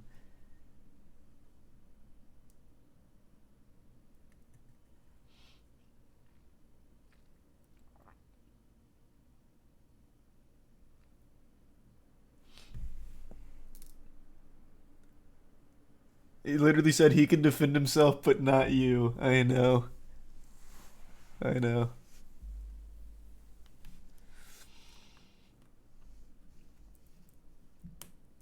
Court with no jury of my peers, a judge that doesn't know the first thing about social media, and I can say that because at one point he was asking for someone to explain to him what tagging is. I'm also stuck well, I mean, with that's a claim confusing, that though. I can't That's tough. defend It's myself tough to wrap from. your So head it's around. already an automatic loss for me because my opponent, the man who brought the lawsuit, is protected by a British law from the 17th century. Oh yeah, and all the whiles I'm being surveilled by a dedicated strike force on behalf of John Barilaro. I hadn't even been firebombed yet someone thought I hadn't suffered enough. So I entered court-ordered mediation with Barilaro with this knowledge, and we come to a deal. I say sorry for hurting your feelings, pay the cost to his lawyers for the jury and parliamentary privilege, strike out applications that I had already had to pay to them because I lost those, and I stopped selling merch that depicts Barilaro as a scrotum, and in exchange, he drops the defo case against me. In the end, it was a phenomenal deal for me considering the circumstances because Barilaro didn't get a cent from me and I only had to pay what I would have even if I stayed in the suit. That is pretty unheard of in defamation. Yeah, but you'd still like a bigger W conclusion where once again Barilaro left in tears on the courtroom floor shaking his fist at the clouds. Damn you, I'm not a greasy scrotum, Jordies. But I mean, yeah. All things considered, this was probably the best he could have hoped for. Defamation cases are pretty much rigged in Australia. For a defendant to come out with not even 1 cent of damages to be paid to the complainant, that's like winning the Running Man. It doesn't happen. It's almost as if Barilaro didn't want me mounting my other defences. You know, those that weren't stopped by a 17th century shield. It was like he had me on the hook, and then he threw me back out to sea. Yeah, Barilaro wasn't just suing me, he was also suing Google for daring to host my videos on YouTube. And Oh, very Google smart. and him What a don't good come to play. a deal, so the case is still set to go ahead in March of 2022. In late December of 2021, I released a video detailing that I had found an Ashley Madison account linked to John Barilaro's email address and personal details. You know the website that had the slogan, That's so "Life good. is short, have an affair." It was hacked a few years ago. I Yes, swear to God. that was as with huge. The rest of the saga, you couldn't make this up. That I can't wait for the reveal, but I just have to once again chime on that. With that Ashley Madison hack, I don't know how many of you remember that.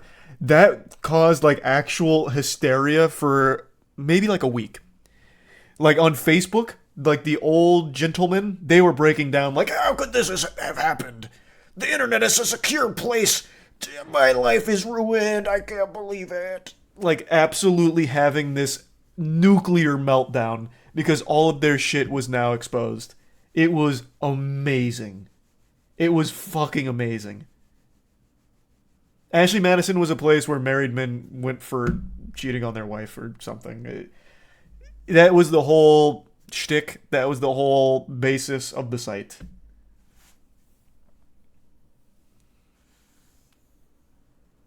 The username on the account was John Loves to Lick. The video has been taken down. That's by YouTube beautiful. in That's a Australia. beautiful American name. subs probably still could be able to see it. It's the vid with the lick emoji as the title. It's very funny. I wish I could go more into it now. Moving on.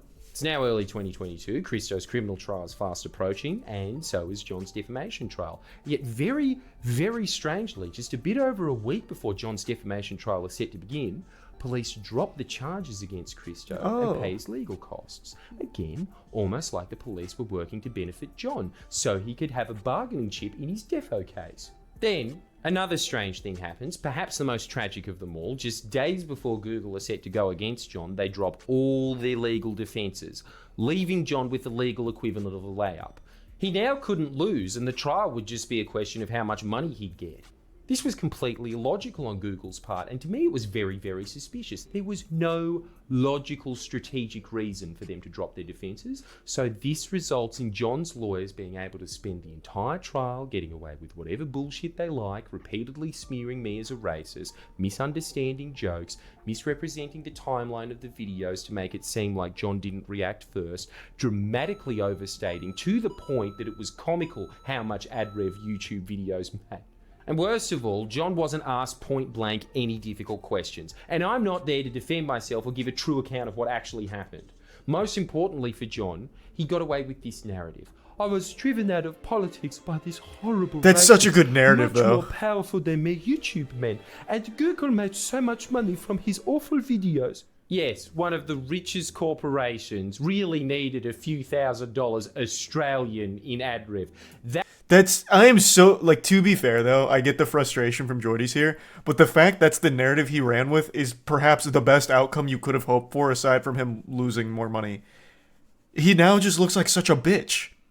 He went on record and then on TV to cry about being bullied by you and cited you as the reason he stepped down. That is like the fattest fucking W you could hope for.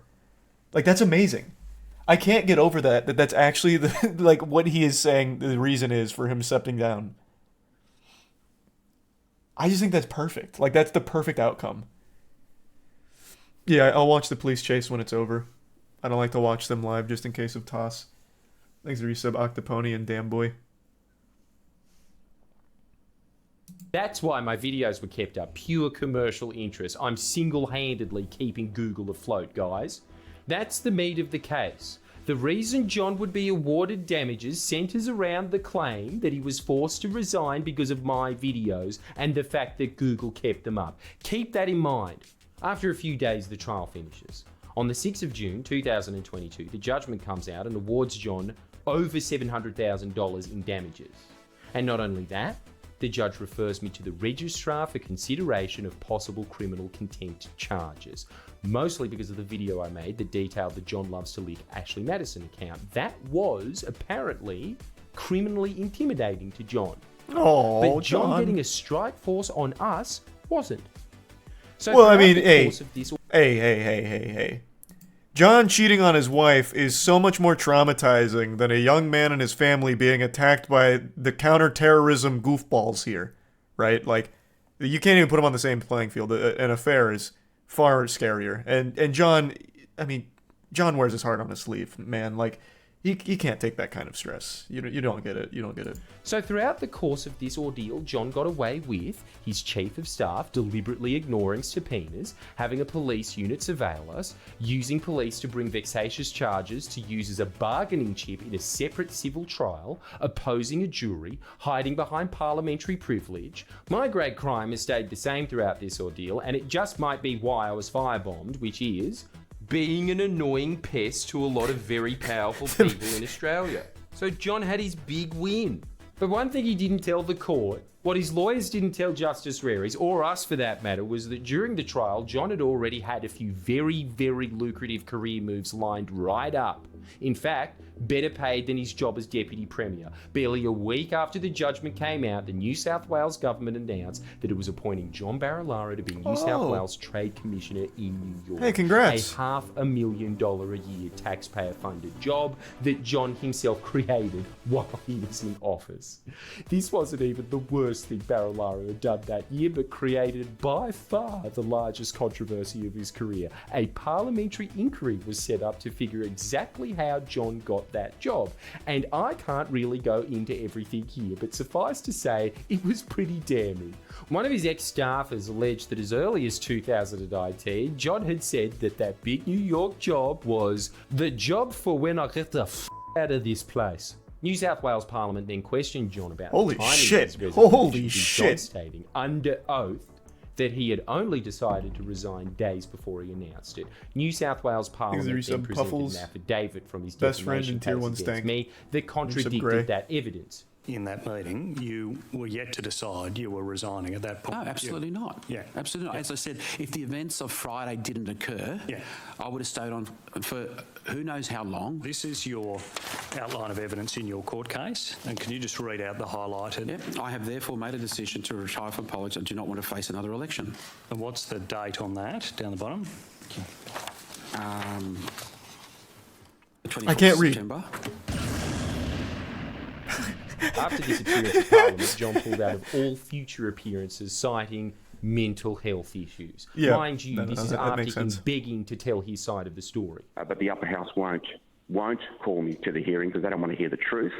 So give me the opportunity in a hearing, in real life time, live, for everybody to get the same information at the same time, and we can go through this process. I'm planning on maybe doing a dive into that later in the year if you guys want, but this whole matter is still under investigation by New South Wales Parliament and was referred to the Independent Commission Against Corruption. John was also under investigation by the police. I promise to explain this to you.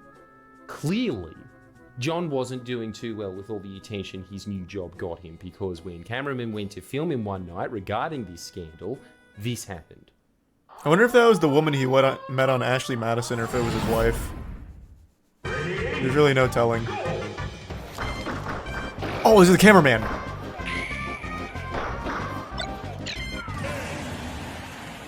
It was a Hey, long come on now. and Please. The cameraman wins this. John took the most damage.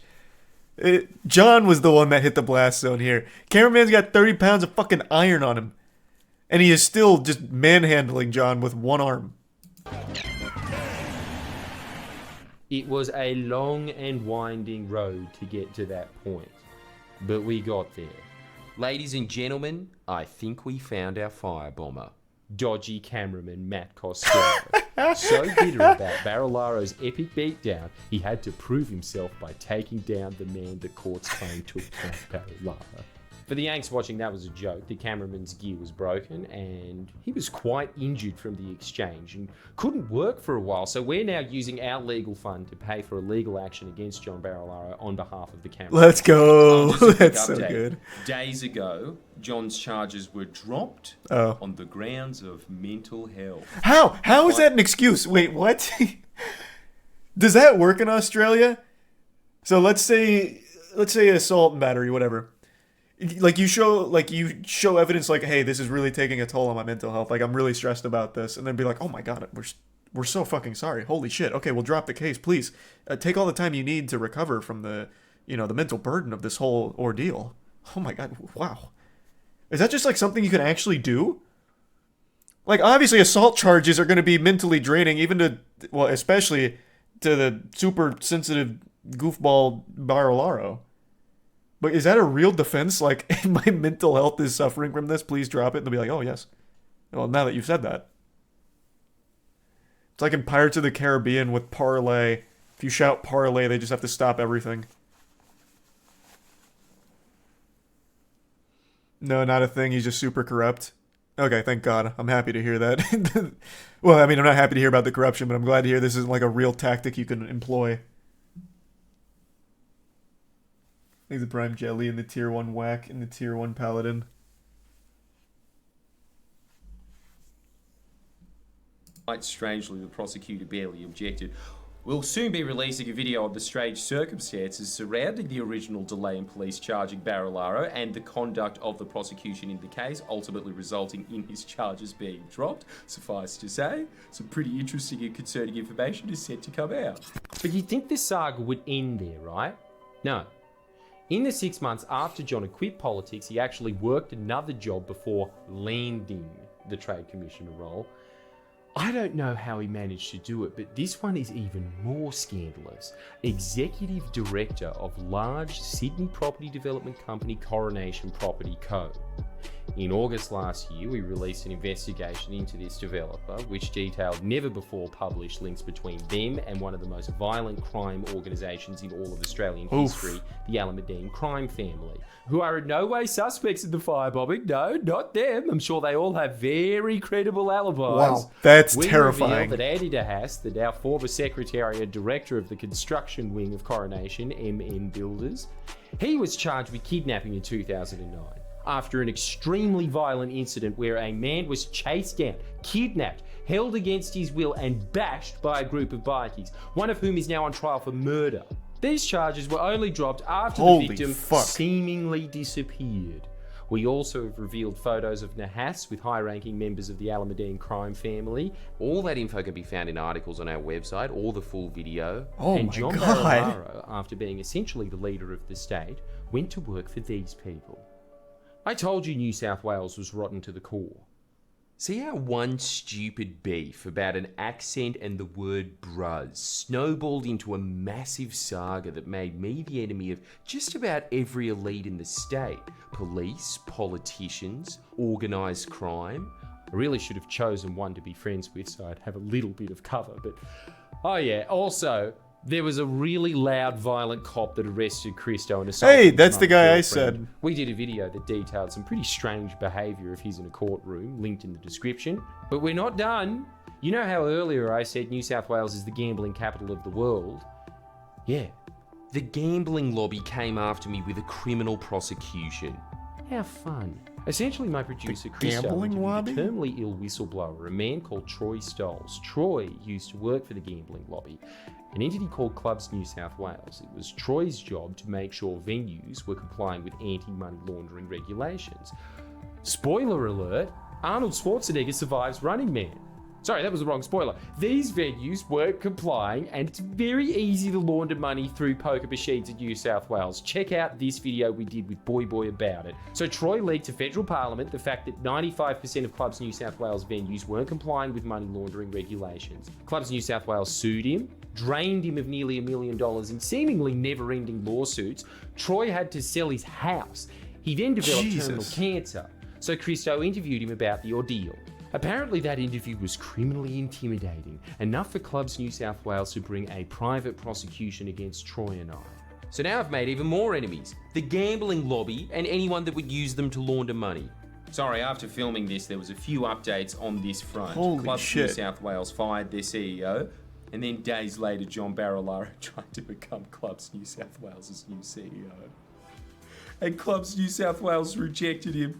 By the way, this came out on the same day John was saying in court that he was too mentally ill to face his assault charges, but well enough to run Clubs New South Wales, one of the most scrutinised jobs in the country right now. Well, the thing is, like, assault charges are a scary thing. That's like a mental ewy. Like, that's yucky. Like, that doesn't make me feel good. But being in charge of a massive gambling company, that's a yippee kind of feeling. Like, that's two very different sides of, like, the mental spectrum here. So I can totally understand him not wanting to go to court to face the assault charges. That is very stressful. This is pleasure. This is fun. So I get it. I get it, John. Don't you see?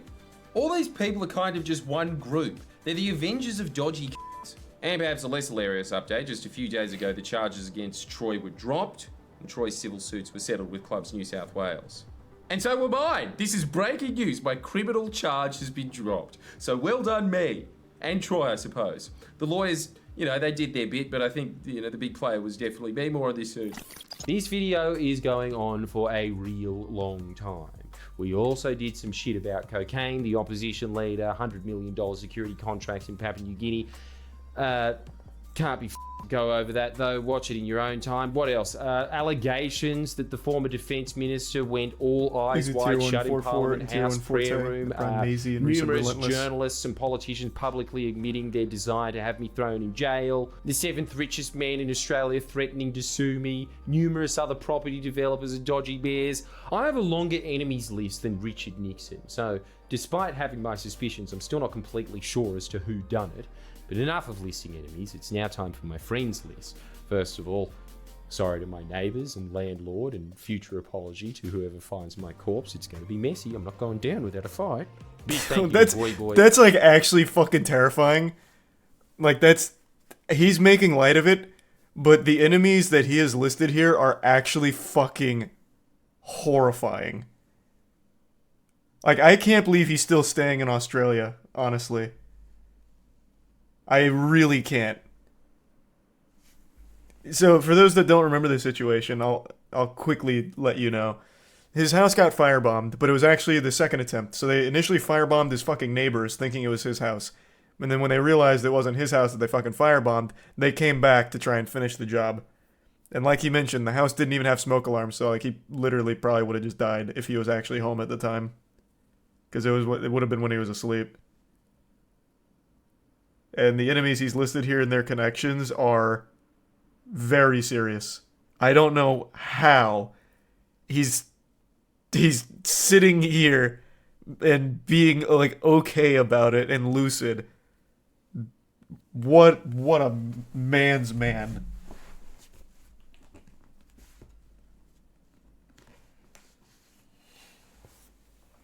Wow.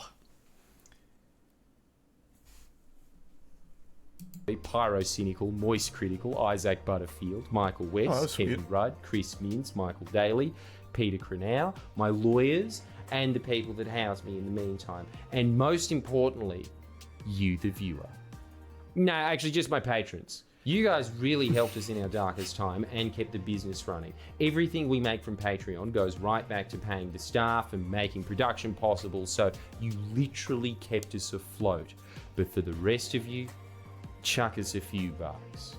You get early access to videos, extra content, and the more we have, the bigger we get, the bigger the truth bombs, the bigger the firebombs that get hurled back in retaliation. Oh, and a massive thank you to everyone's favourite Russian-Australian YouTuber, I Did a Thing, for kitting out my new security. Check out that video. There are too many people to thank for their support, so sorry if I missed you, but I'd be here all day if I went through all of them. But as you can clearly see from this video, I really, really, really need to learn to shut the fuck up sometimes. But we all know that's not going to happen. The reason I was off for so long, by the way, I wasn't off for patrons, they still got videos every week, was because I thought we'd stop to assess the threat level and get some more information. But it's been months, and I still know about as much about the firebombing as the day it happened. So I got tired of waiting and not making videos for you guys. Plus I have some considerable gambling problems that I need to get money for. Just another little Australian joke. Tune in next week, because even though we haven't been posting, we've been working, and I think you're in for a treat if you enjoy the rug being swept from under the feet of fat politicians. On that note, I'd also like to officially announce my new stand-up show for the year.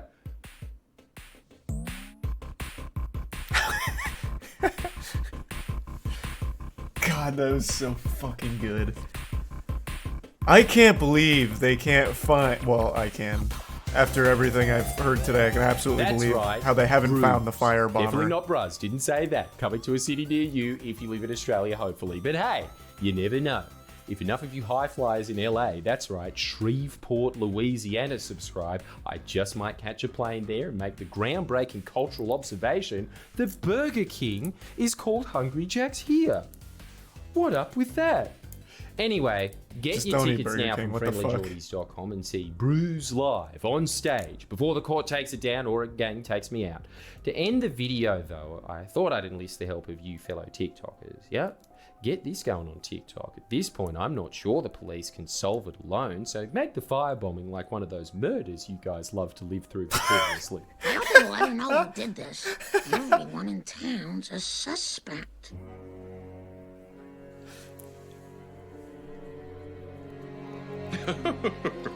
Well, I couldn't possibly solve this mystery. Can you? Yeah, I'll give it a shot. I mean, you know, it's my job, right? And to get you started, I'll give you a clue. Exclusive, definitely real CCTV footage from the night of the fire. Like and subscribe, big vids coming.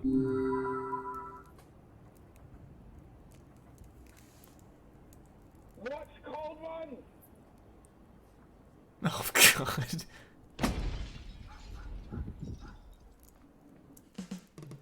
Please share and comment below. That was so fucking good.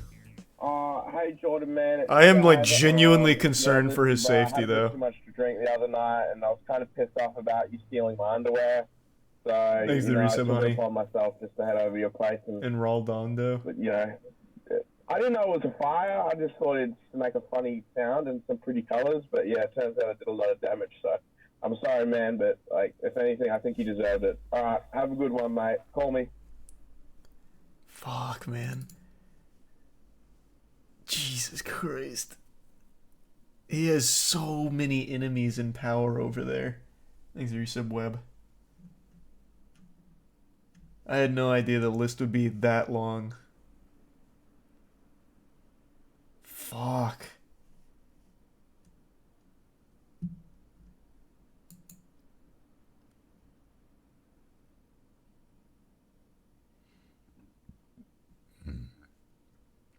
Dude better keep moving.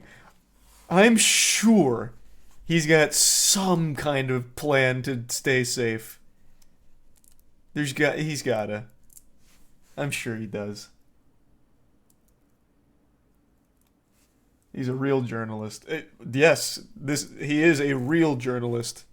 A dying breed.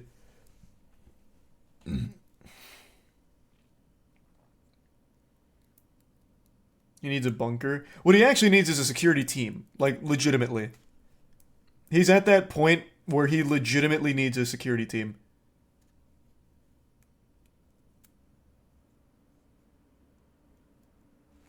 Poor choice of words. Oh, about the dying breed thing? He's a part of a nearly extinct breed, but the ones that aren't extinct are very powerful, and they're usually around for hundreds of years. Is what I meant to say.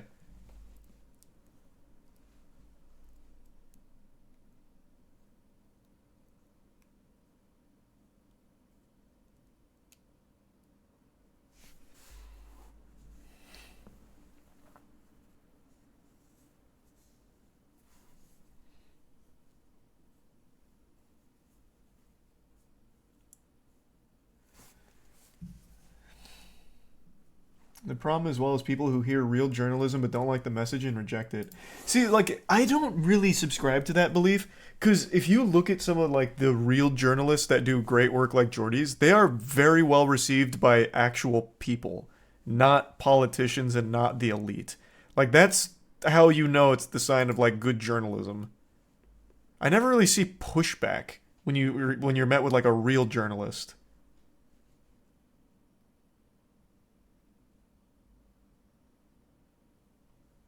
Thanks the resub, Gizzy, and Tier 1 Bubbles.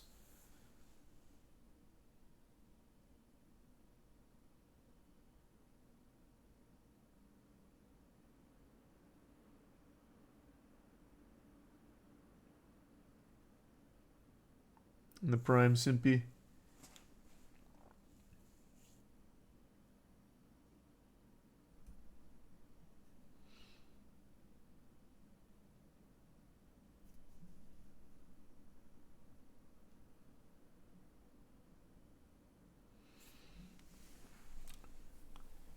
That's assuming it's a rational person. This is a question to the Australians in chat. Is there just normal people that don't like Jordy's reporting?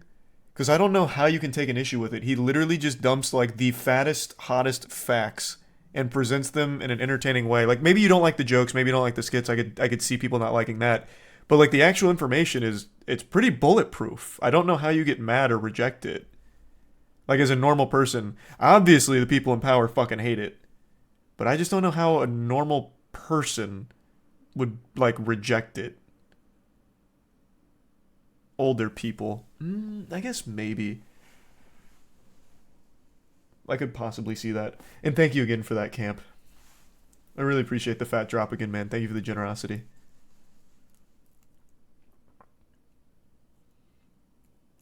Conservatives hate him. I don't think you're actually Australian. Like John Barilaro is not a conservative.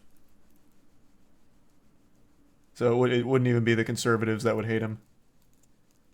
I think you're just way off the mark. Yes, he is. Is he? Wait, what? Am I misremembering? No, I don't think so. Yeah, no, he's part of the Liberal Party. What are you talking about? John Barilaro, former Australian politician, served as the 18th Deputy Premier of New South Wales, leader of the New South Wales Division of the National Party of 2021. And then I just saw it. I just scrolled a little too far. I'm just going to Control F. Yeah. 2016, Barilaro was elected unopposed as leader of the National Party in New South Wales following the resignation of Troy Grant and following the resignation of two other people as the leader of the New South Wales Liberal Party, and led the Nationals to form the Liberal National Coalition in whatever ministry. That's their Conservative Party. Oh, what the fuck? Oh. Oh. What the fuck? Why does it have the different name? Why is it fucking upside down? It's like driving on the opposite side of the road. What the fuck? That doesn't make any point. That makes no sense. What in tarnation? Oh.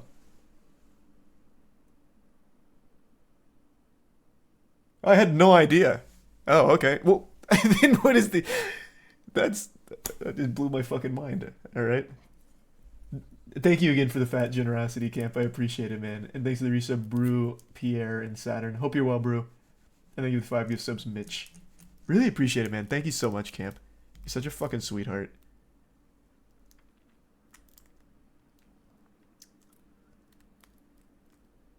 The Labour Party is the other one. Okay. Thanks to the resub, Dev, and the gift sub again, Relic.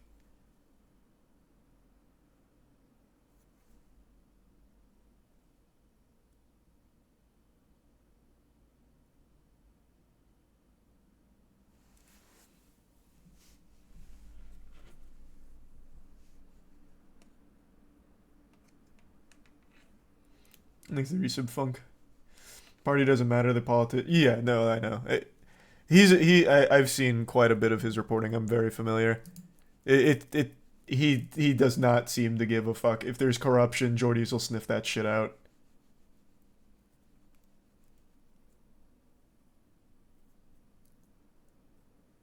Thanks to the resub, Spook.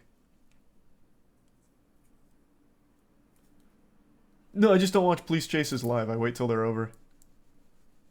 I don't want to take the chance of a toss moment.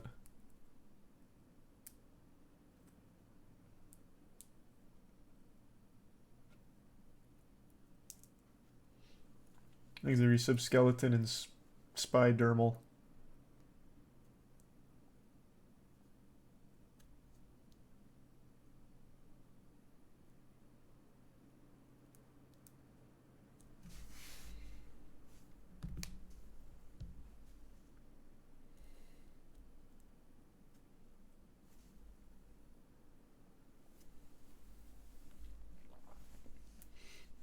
It is over. Did it end?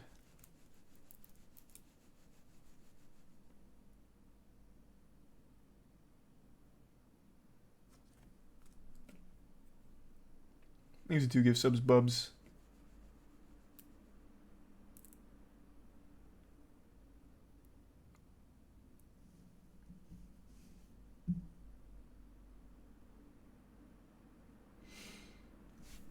Many people I know are afraid for him, but very proud of the shit he's doing. I imagine that's, like I said, I imagine that's how most normal people would feel about Jordies reporting. It's just the elites. And I guess I could understand the perspective of old people also get upset about it, because it challenges their beliefs. But I imagine the vast majority are on Jordy's side. Because it's pretty irrefutable stuff that he presents.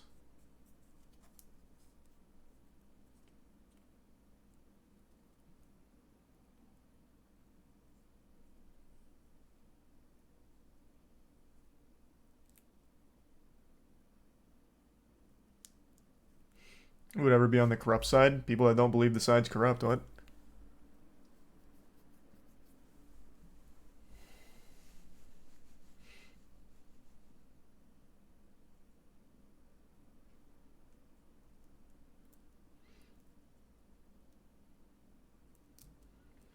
Things a bit realist.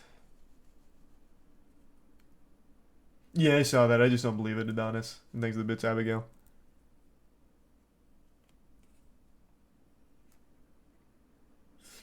True, he did raise $1 million to help on the court fees, which they are still actively fighting. That is true. Thanks, Risa, Bussy, Buffalo, and the bits, Jake. And Abigail.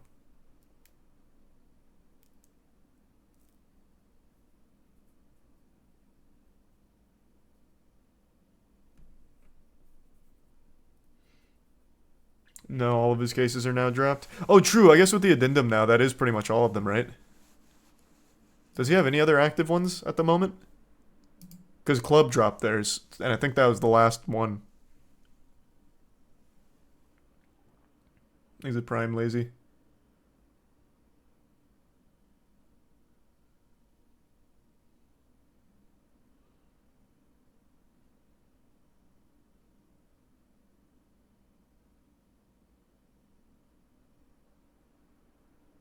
Time to get some new ones. Yeah, honestly, all of his cases are dropped now, all of them concluded. That means Jordy's got a nice clean canvas to work with. He can collect a few more defamation cases, a few more corrupt gambling organizations coming after him for some bogus shit. Yeah, he's got a lot of room to play with now. Yeah, fuck yeah. He's got wiggle room.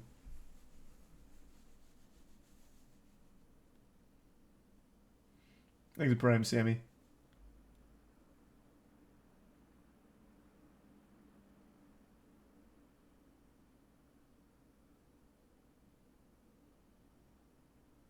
I just don't think it's happening, Adonis. Thanks to Tier 1 Dreadful. And the resub AFK.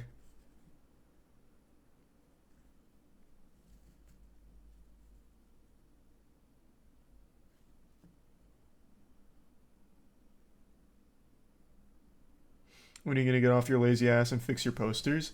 Well, I already told you. I'm getting a new frame to replace them, so I don't feel like fixing the one that fell. But yeah, I'm getting a new frame for him. I'm doing a nice display for it. Is it ABC 7?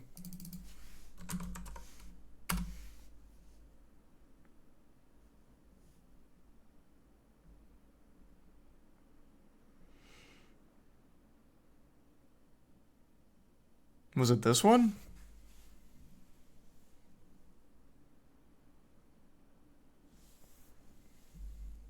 Is it Prime John? Yeah? That's so fucked up. They spoiled what happens at the end. Why would they do that? It's only an 11-minute stream? Was it super short?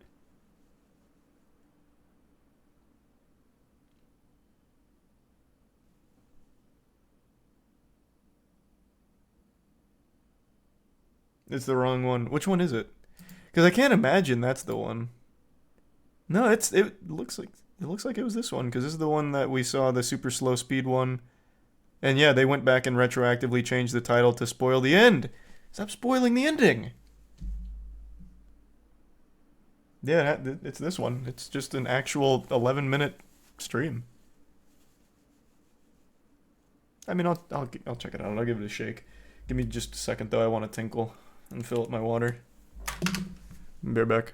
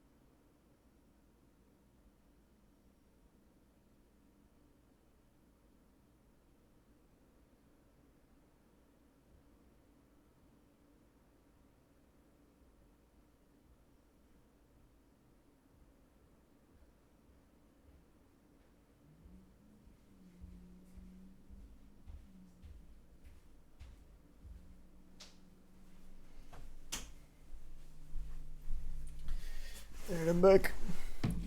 I just read something while I was finishing up my water that is very not amazing.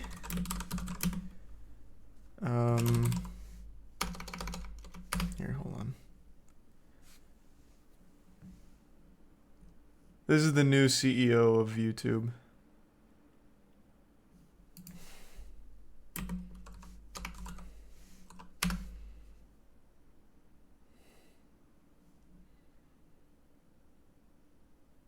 Okay, so that might have been old. So, Neil's taking over, and I saw on Twitter that he had made a blog post about how he wants to drive YouTube into the Web3 metaverse crypto space. But that may have been an old blog post. I thought he came out... The way it looks makes it sound like it was like super recent. But it looks like it was a 2022 post, which we did know. Though I will say I didn't know he was this into metaverse NFTs and cryptos and shit. I'm gonna tell you, just reading how much he loves it, I'm missing Susan. Yikes. Holy fuck. Wow.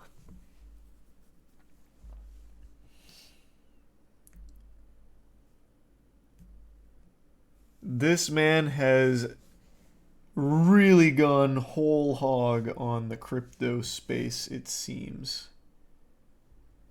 Ugh, jinkies. Oh boy.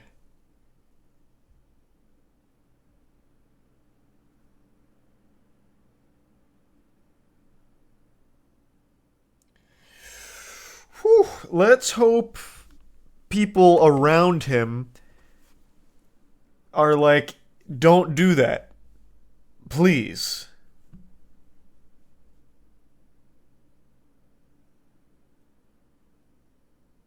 It'll be fine, who cares? Spoken like a man who knows nothing about crypto, NFT, and Web3. That whole fucking place is a scam right now. All of it is completely worthless. It is just a money-making scam. And it's not money-making for you. It's money-making for the people that are scamming you. The ones that are putting their greasy fingers into your piggy bank.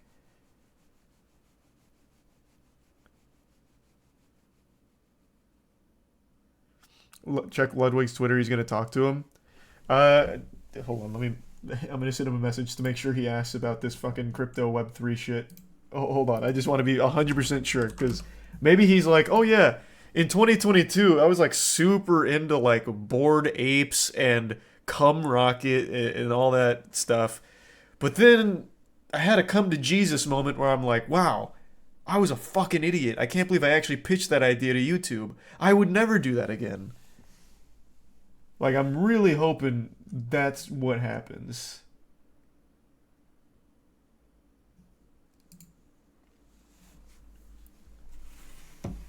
Hold on. Okay.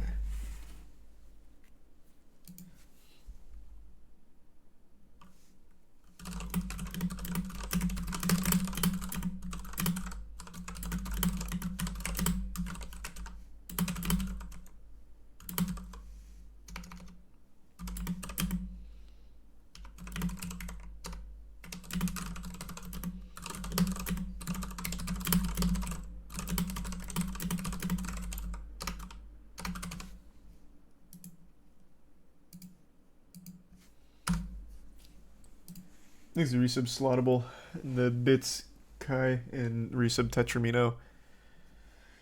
Whew!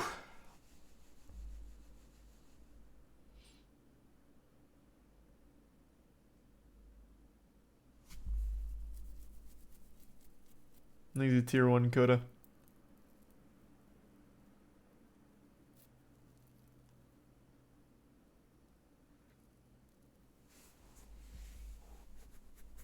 Damn. Yeah, I didn't know how much he liked the whole NFT shit. That is a little scary.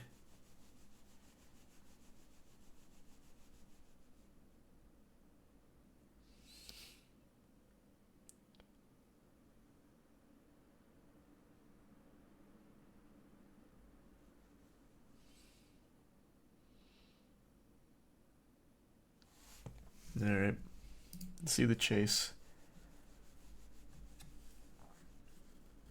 Things are a bit silly and the resub ghoulish. You know what? Fuck it. I can't. I gotta know.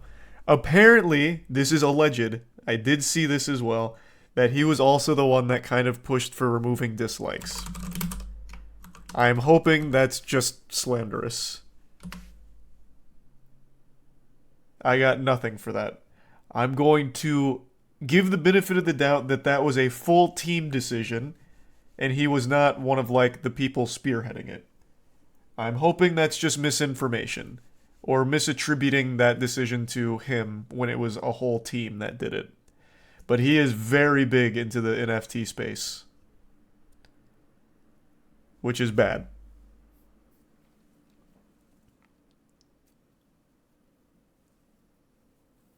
Thanks to the bits mall. And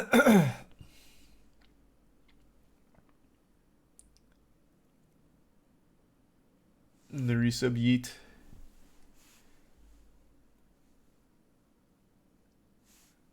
And the resub future.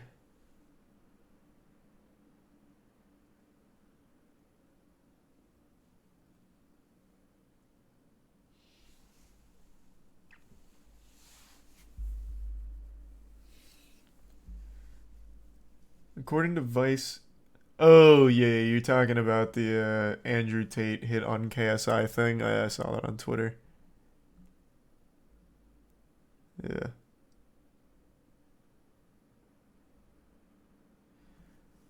All right.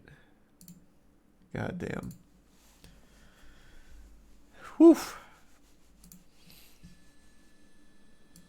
Oh, they're coming in super late to the chase.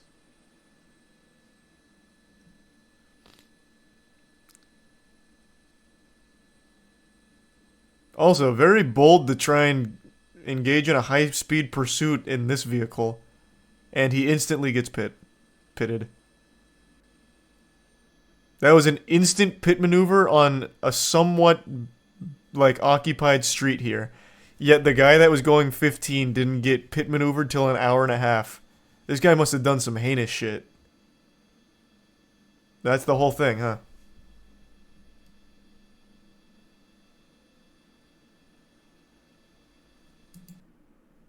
This isn't the stream. It is. Streamed 4 hours ago. It's on their live section.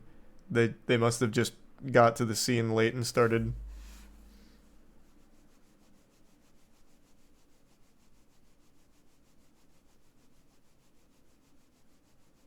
Oh, this one was covered by Fox 11 mainly.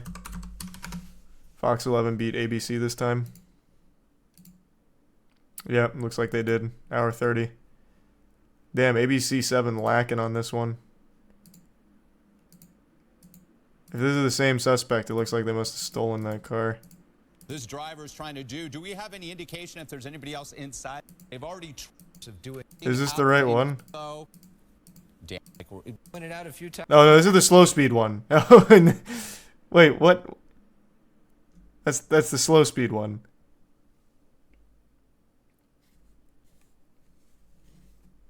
Thanks, the resub grow.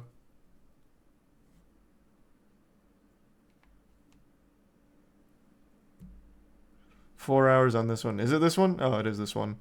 They put a thumbnail on this. Driver pursuit suspect in the city of Whittier. This started in the city of Industry.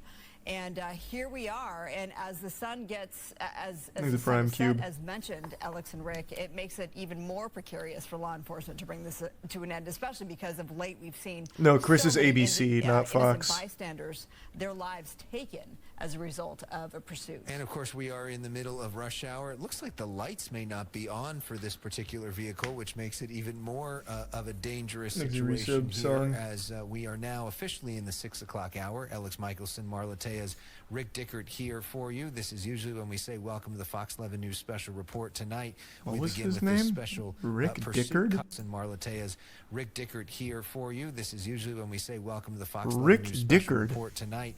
We What a begin with this name. special pursuit coverage. And Rick, it is a dark area. They've got that night sun there to help illuminate it a little bit, but it being so dark on this Thanks for street the and this Prime person having Love their and lights Resub off Psycho. makes this even more dangerous. And Strong Avenue off of Pioneer, that is a residential area there, Alex and Marla, and you could see not a well-illuminated residential street there. This Chrysler minivan with tinted windows, unclear if there's more than just the driver inside that vehicle, but a very dangerous. He's probably got a whole family with him. Down just a bit, slowed at that intersection, made a left turn there, but clearly illuminated there by that night sun. As I had mentioned, this pursuit made its way onto the property of Rose Hills Memorial Park, that cemetery you see off the 605. And you see this is a busy area. The City of Industry, Whittier, 605 and 60 freeways. But yes, He's as a you prime mentioned grape. there, Alex, he did have an opportunity to hop on the freeway. He chose not to. It looks like the windows here are tinted as the suspect makes his way through another intersection. And again, it's Driving important. wrong side of the road. It is important to reiterate the fact that CHP, also helping in this pursuit with LASD, says that the suspect possibly tossed 2 firearms out of the window. So at some point that may have happened. Yeah, and what we also don't know now, as the suspect continues to drive on the wrong side of the road, we don't know if it's a man or a woman driving. It most often is a man who is driving, but sometimes it is a woman. We have not gotten a great look at this person. All right, in fair, part fair, fair. because it is so dark, in part because the windows look Makes to a be prime man. illegally tinted, especially dark, which makes it harder to get a peek of what's happening inside. Driving through another stop sign there. This started with reckless driving. We do not know if this individual has had previous interactions with law enforcement, which may be why they are on the run so aggressively. Reckless driving may only be the beginning of this. It is often, there is more to the story. This person seems pretty desperate to get away in this scenario, and you wonder why they would be so desperate, Rick. I gotta tell you something. The ABC7 guy, when contrasted with the Fox team here, shines so bright. Like, they're just saying a bunch of fucking nothing. We don't know if it's a man or a woman. Usually it's a man, not usually a woman during these high-speed pursuits. We don't know why he's running from the police. We don't know if he has outstanding warrants, perhaps, that's making him want to drive away from the police.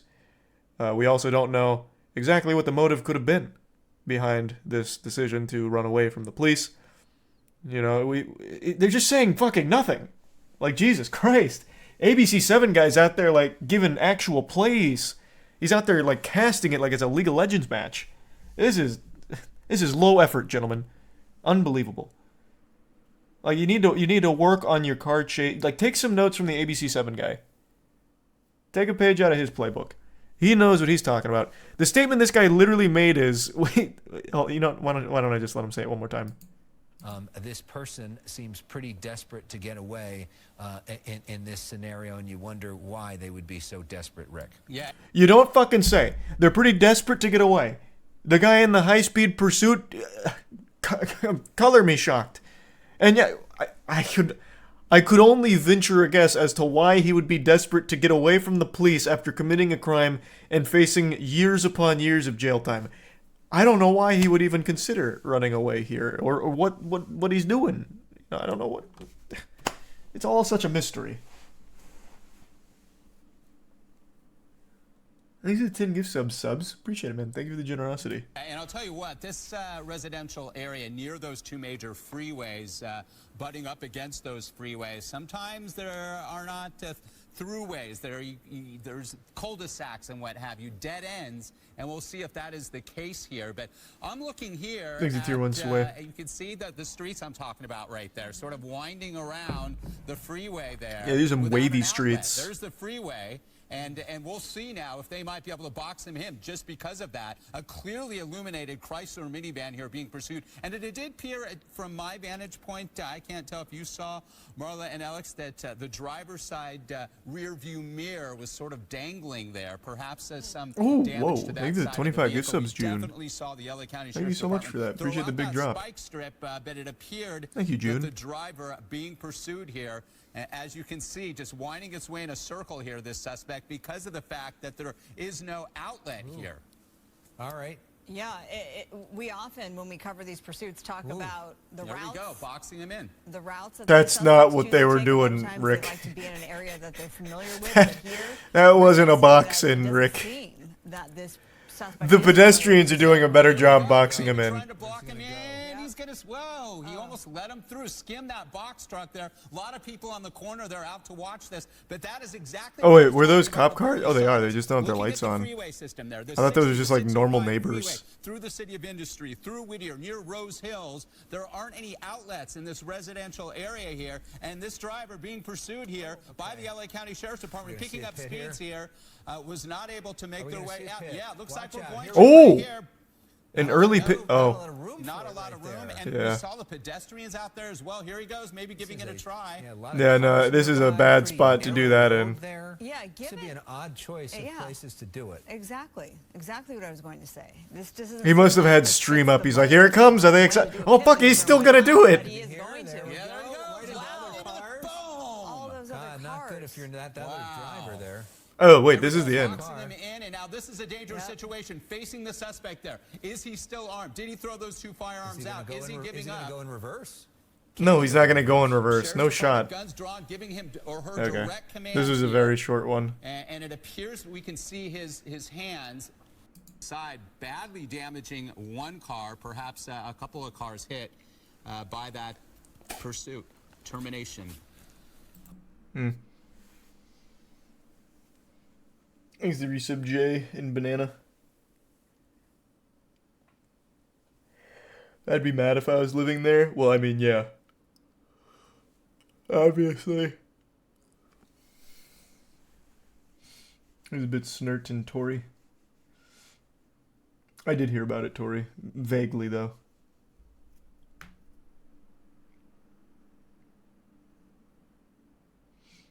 There's the Prime Mortal.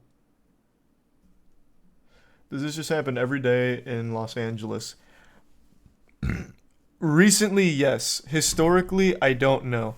But actually, almost every single day there's a high-speed police chase. I don't know if they've just recently started streaming them, and they've always happened, or if they're just picking up in frequency. I don't know.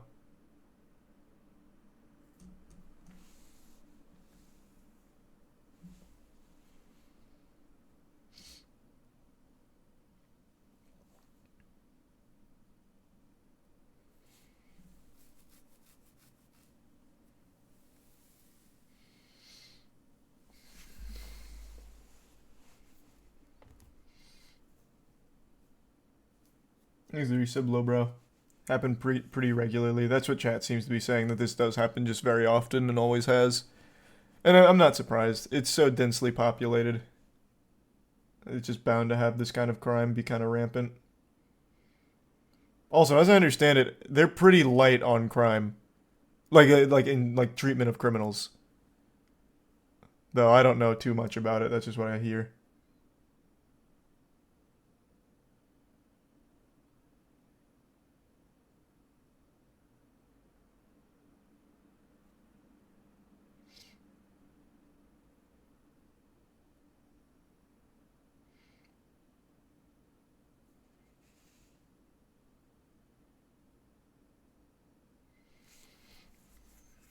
Just not for guns.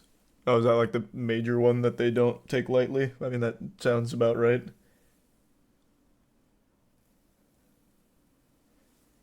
Yeah, maybe that is the plan, Tori.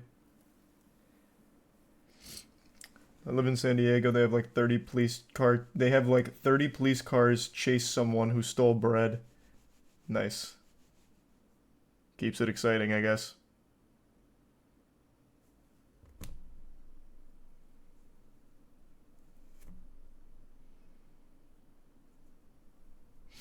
They aren't that light on crime. Yeah, I couldn't tell you. That's just what I always hear.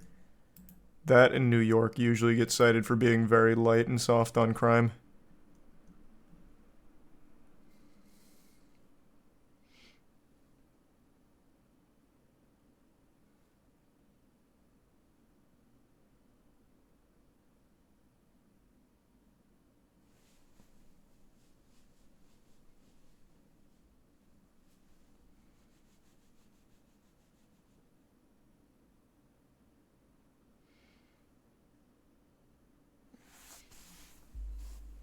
Is that right, Tori? Oof.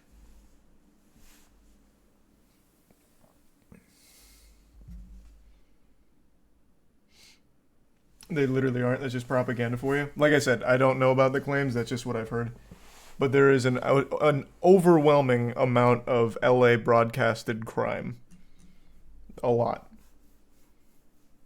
But it is very densely populated, so it could just be purely a numbers game.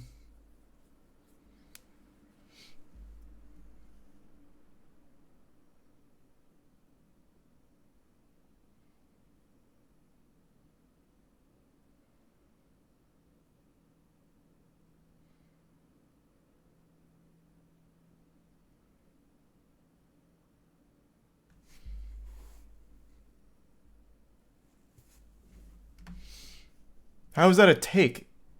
That's... The word take has lost all fucking meaning. Like, actual all meaning. That's not a take. It was a statement and posed a question to the people that would know better than me. Because I don't live in the two areas that are constantly stated as being soft on crime. Like, that's not a take.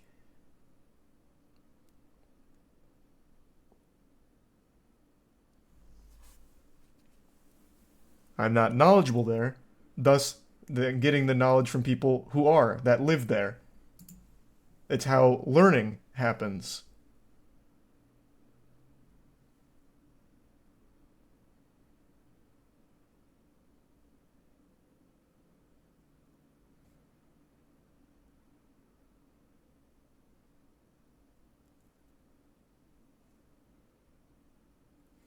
Things a bit snert.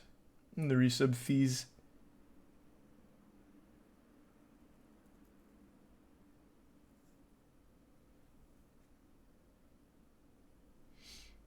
And the resub 7.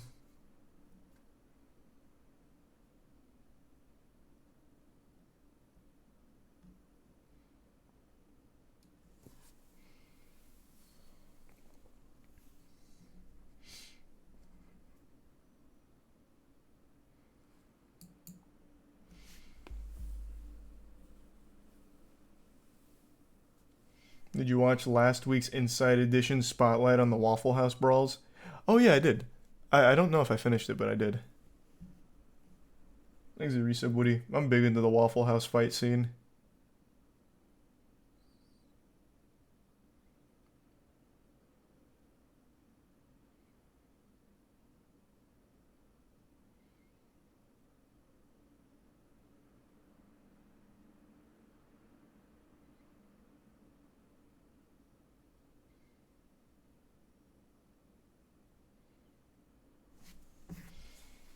Thanks for the resub, Evwe.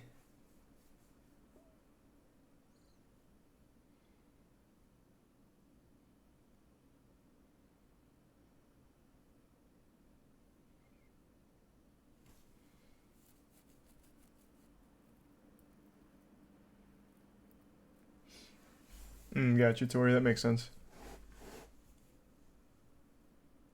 Thanks for the resub, Jack and the Bits Dowland.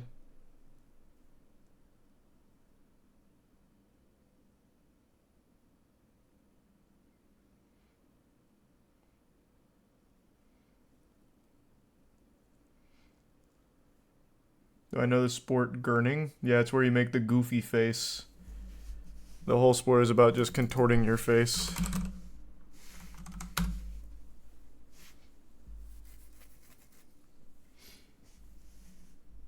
Of course I've seen that, Snert. That's a classic. Thanks to the Bits Ghost.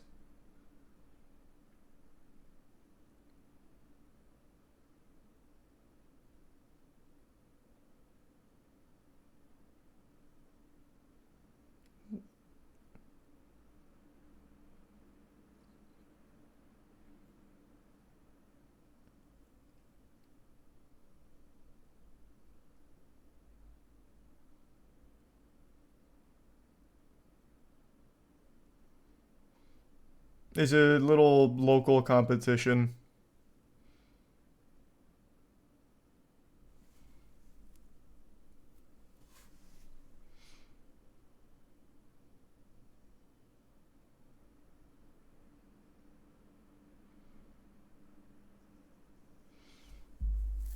Have you heard of the... Yeah.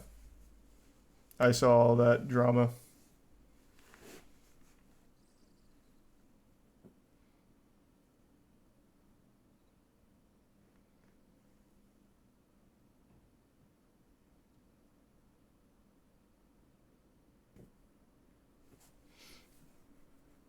Thanks to the resub, Danny Phantom. Thanks to 5 gift subs. Holv.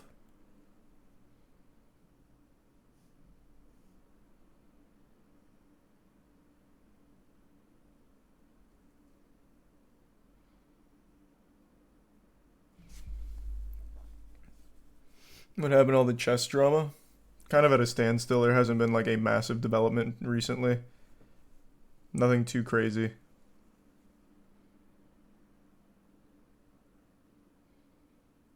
You think the government's just now shooting down the balloons to cover up the train thing in Ohio? I don't know. The first one they shot down was before the train, though. And if that is the play, they're doing a terrible job of it.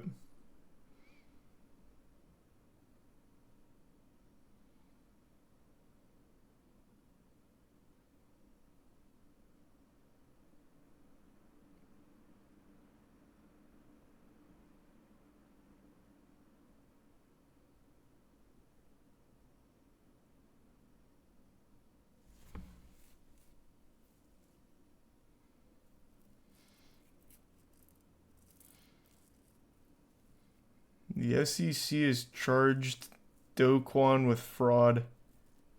Isn't he still on the run? What are they going to charge? His fucking ghost? That guy's been, like, vanished for the last 6 months.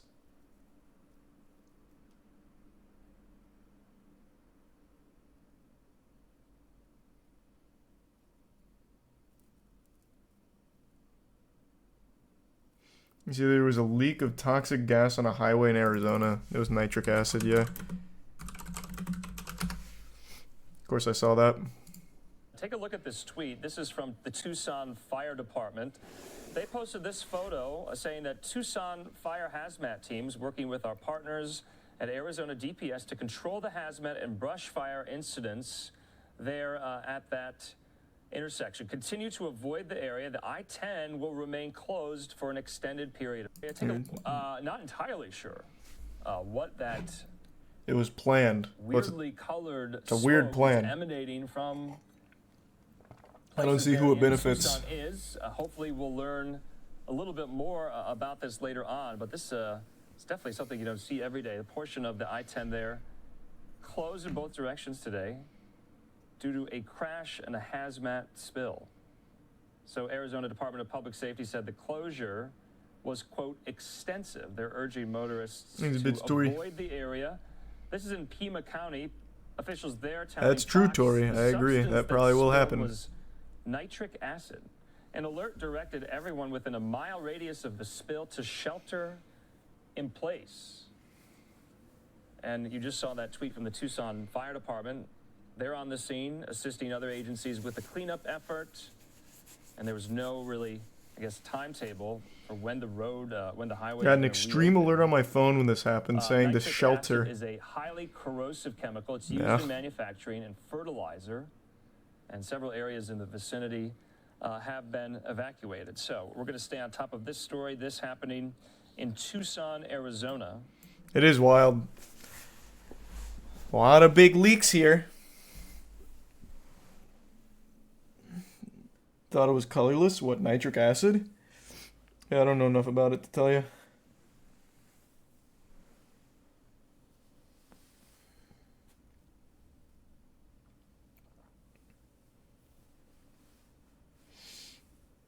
Oh, for sure, Wes.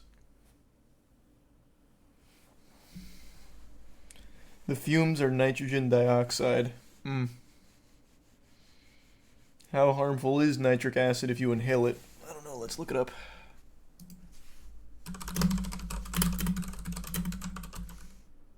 There, how about that? We'll just do it like that.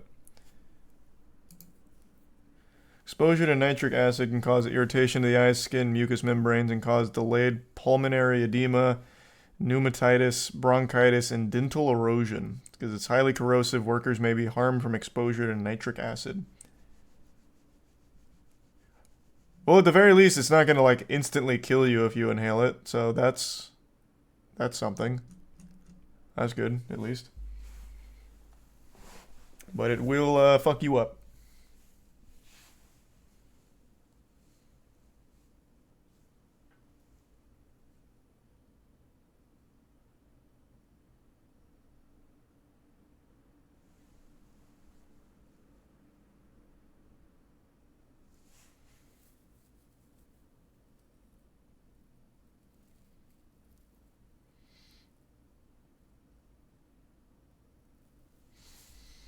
A hazardous material train derailment happened in Michigan too, but I guess the only thing that was spilled was liquid chlorine.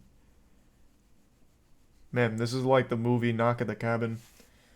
Except with planes falling, except instead of planes falling out of the sky, it's trains derailing everywhere. Christ. There's a resub DN in the Prime Chilled. Maybe just transport like super dangerous materials in something other than a train, because all the infrastructure is so fucking old. All of it's just gonna break down, derail, fuck up, explode.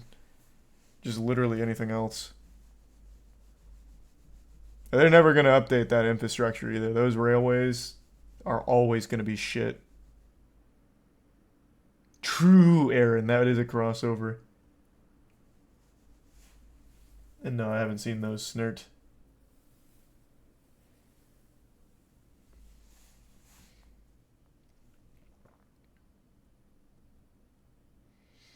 No one wants to pay to fix / repair it.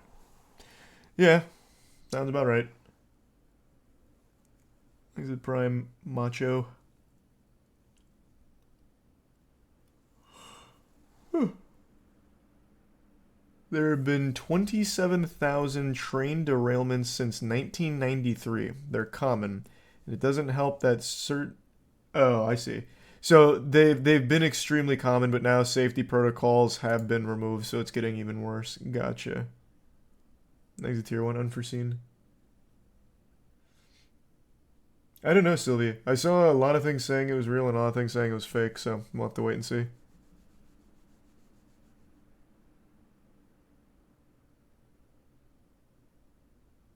It's due to the precision scheduling railroading. Oh yeah, where they only have like 90 seconds to inspect cars and couplings and whatever.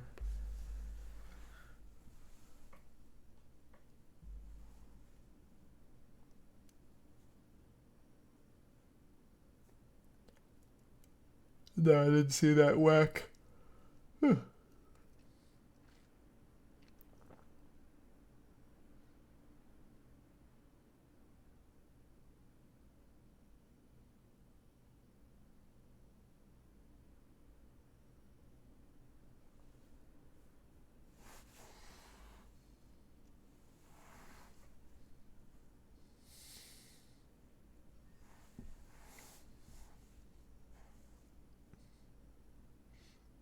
Did you see Overwatch 2 dating sim?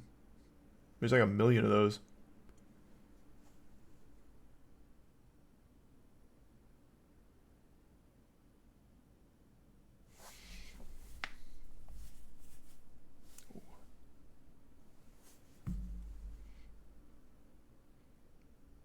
No, they made a new one for Valentine's Day. It's the official one.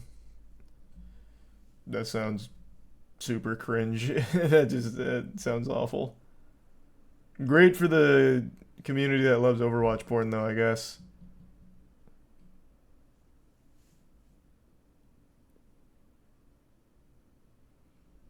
He's a prime pickle.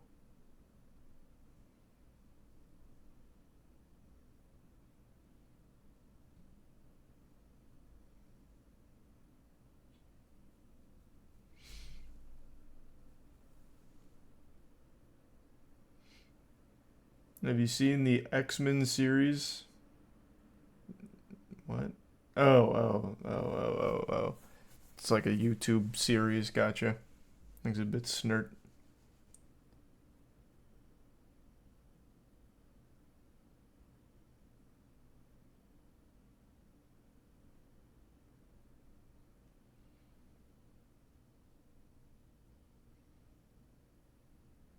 He's the resub Flacco.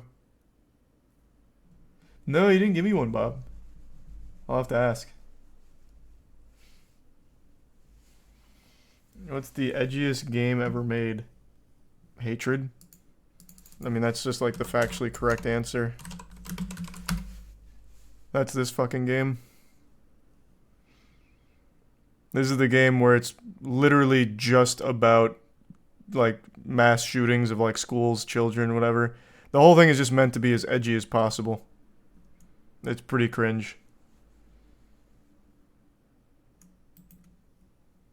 But that's definitely the edgiest game ever made. The whole idea was to be as edgy as possible.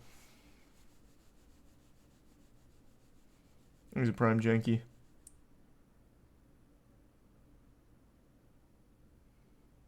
Does it take itself seriously? Yeah, it does. Which is even more cringe. In the fucking trailer, I don't think I can play the trailer since it's a banned game on Twitch and pretty much everywhere else.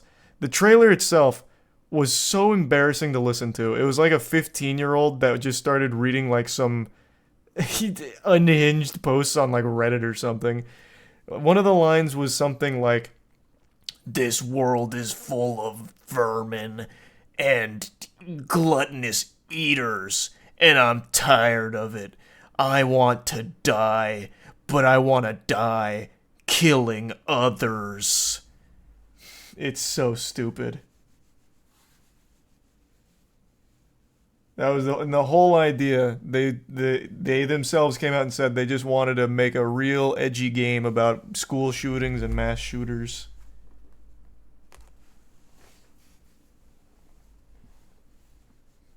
Who made that game, actually? What was the studio? I can't remember. Destructive Creations.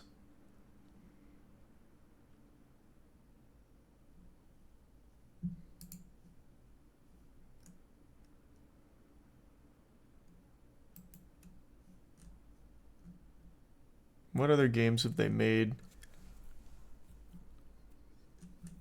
They've made Ancestors Legacy After Hatred, which is a real-time strategy game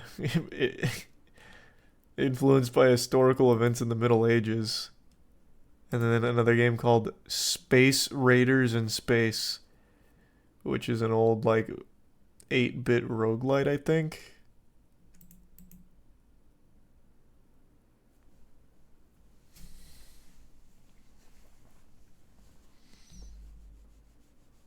It was top-down, too. For Hatred, yeah, it was a top-down shooter.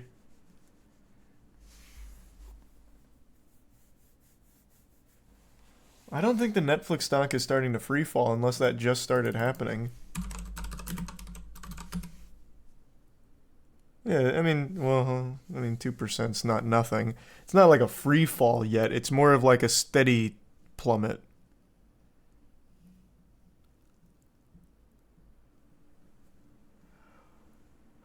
Check the 5-day. Well, I know the 5-day. They had this weird thing happen. I don't exactly know what that's attributed to. But yeah, they haven't been doing great, but they're not in a free fall either.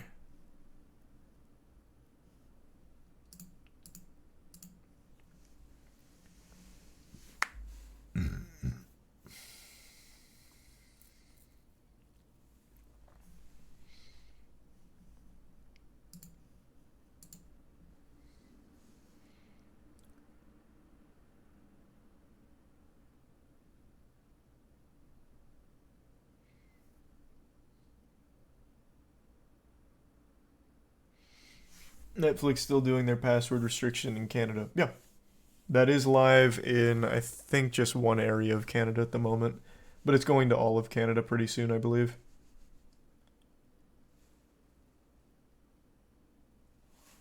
Alright,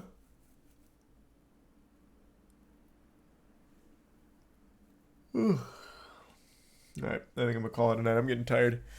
Alright, thanks for tuning in. New subs, welcome aboard. Sub means a lot. Thanks for subbing. Enjoy those emotes. I will see you all tomorrow. I'm going to toss you over to Aaron. He's campaigning for Summit. So if you've got some votes laying around on Start GG or like Summit merch or whatever, you have votes, use them on Aaron so you can make it into Summit. Thanks again, everyone. I will see you tomorrow.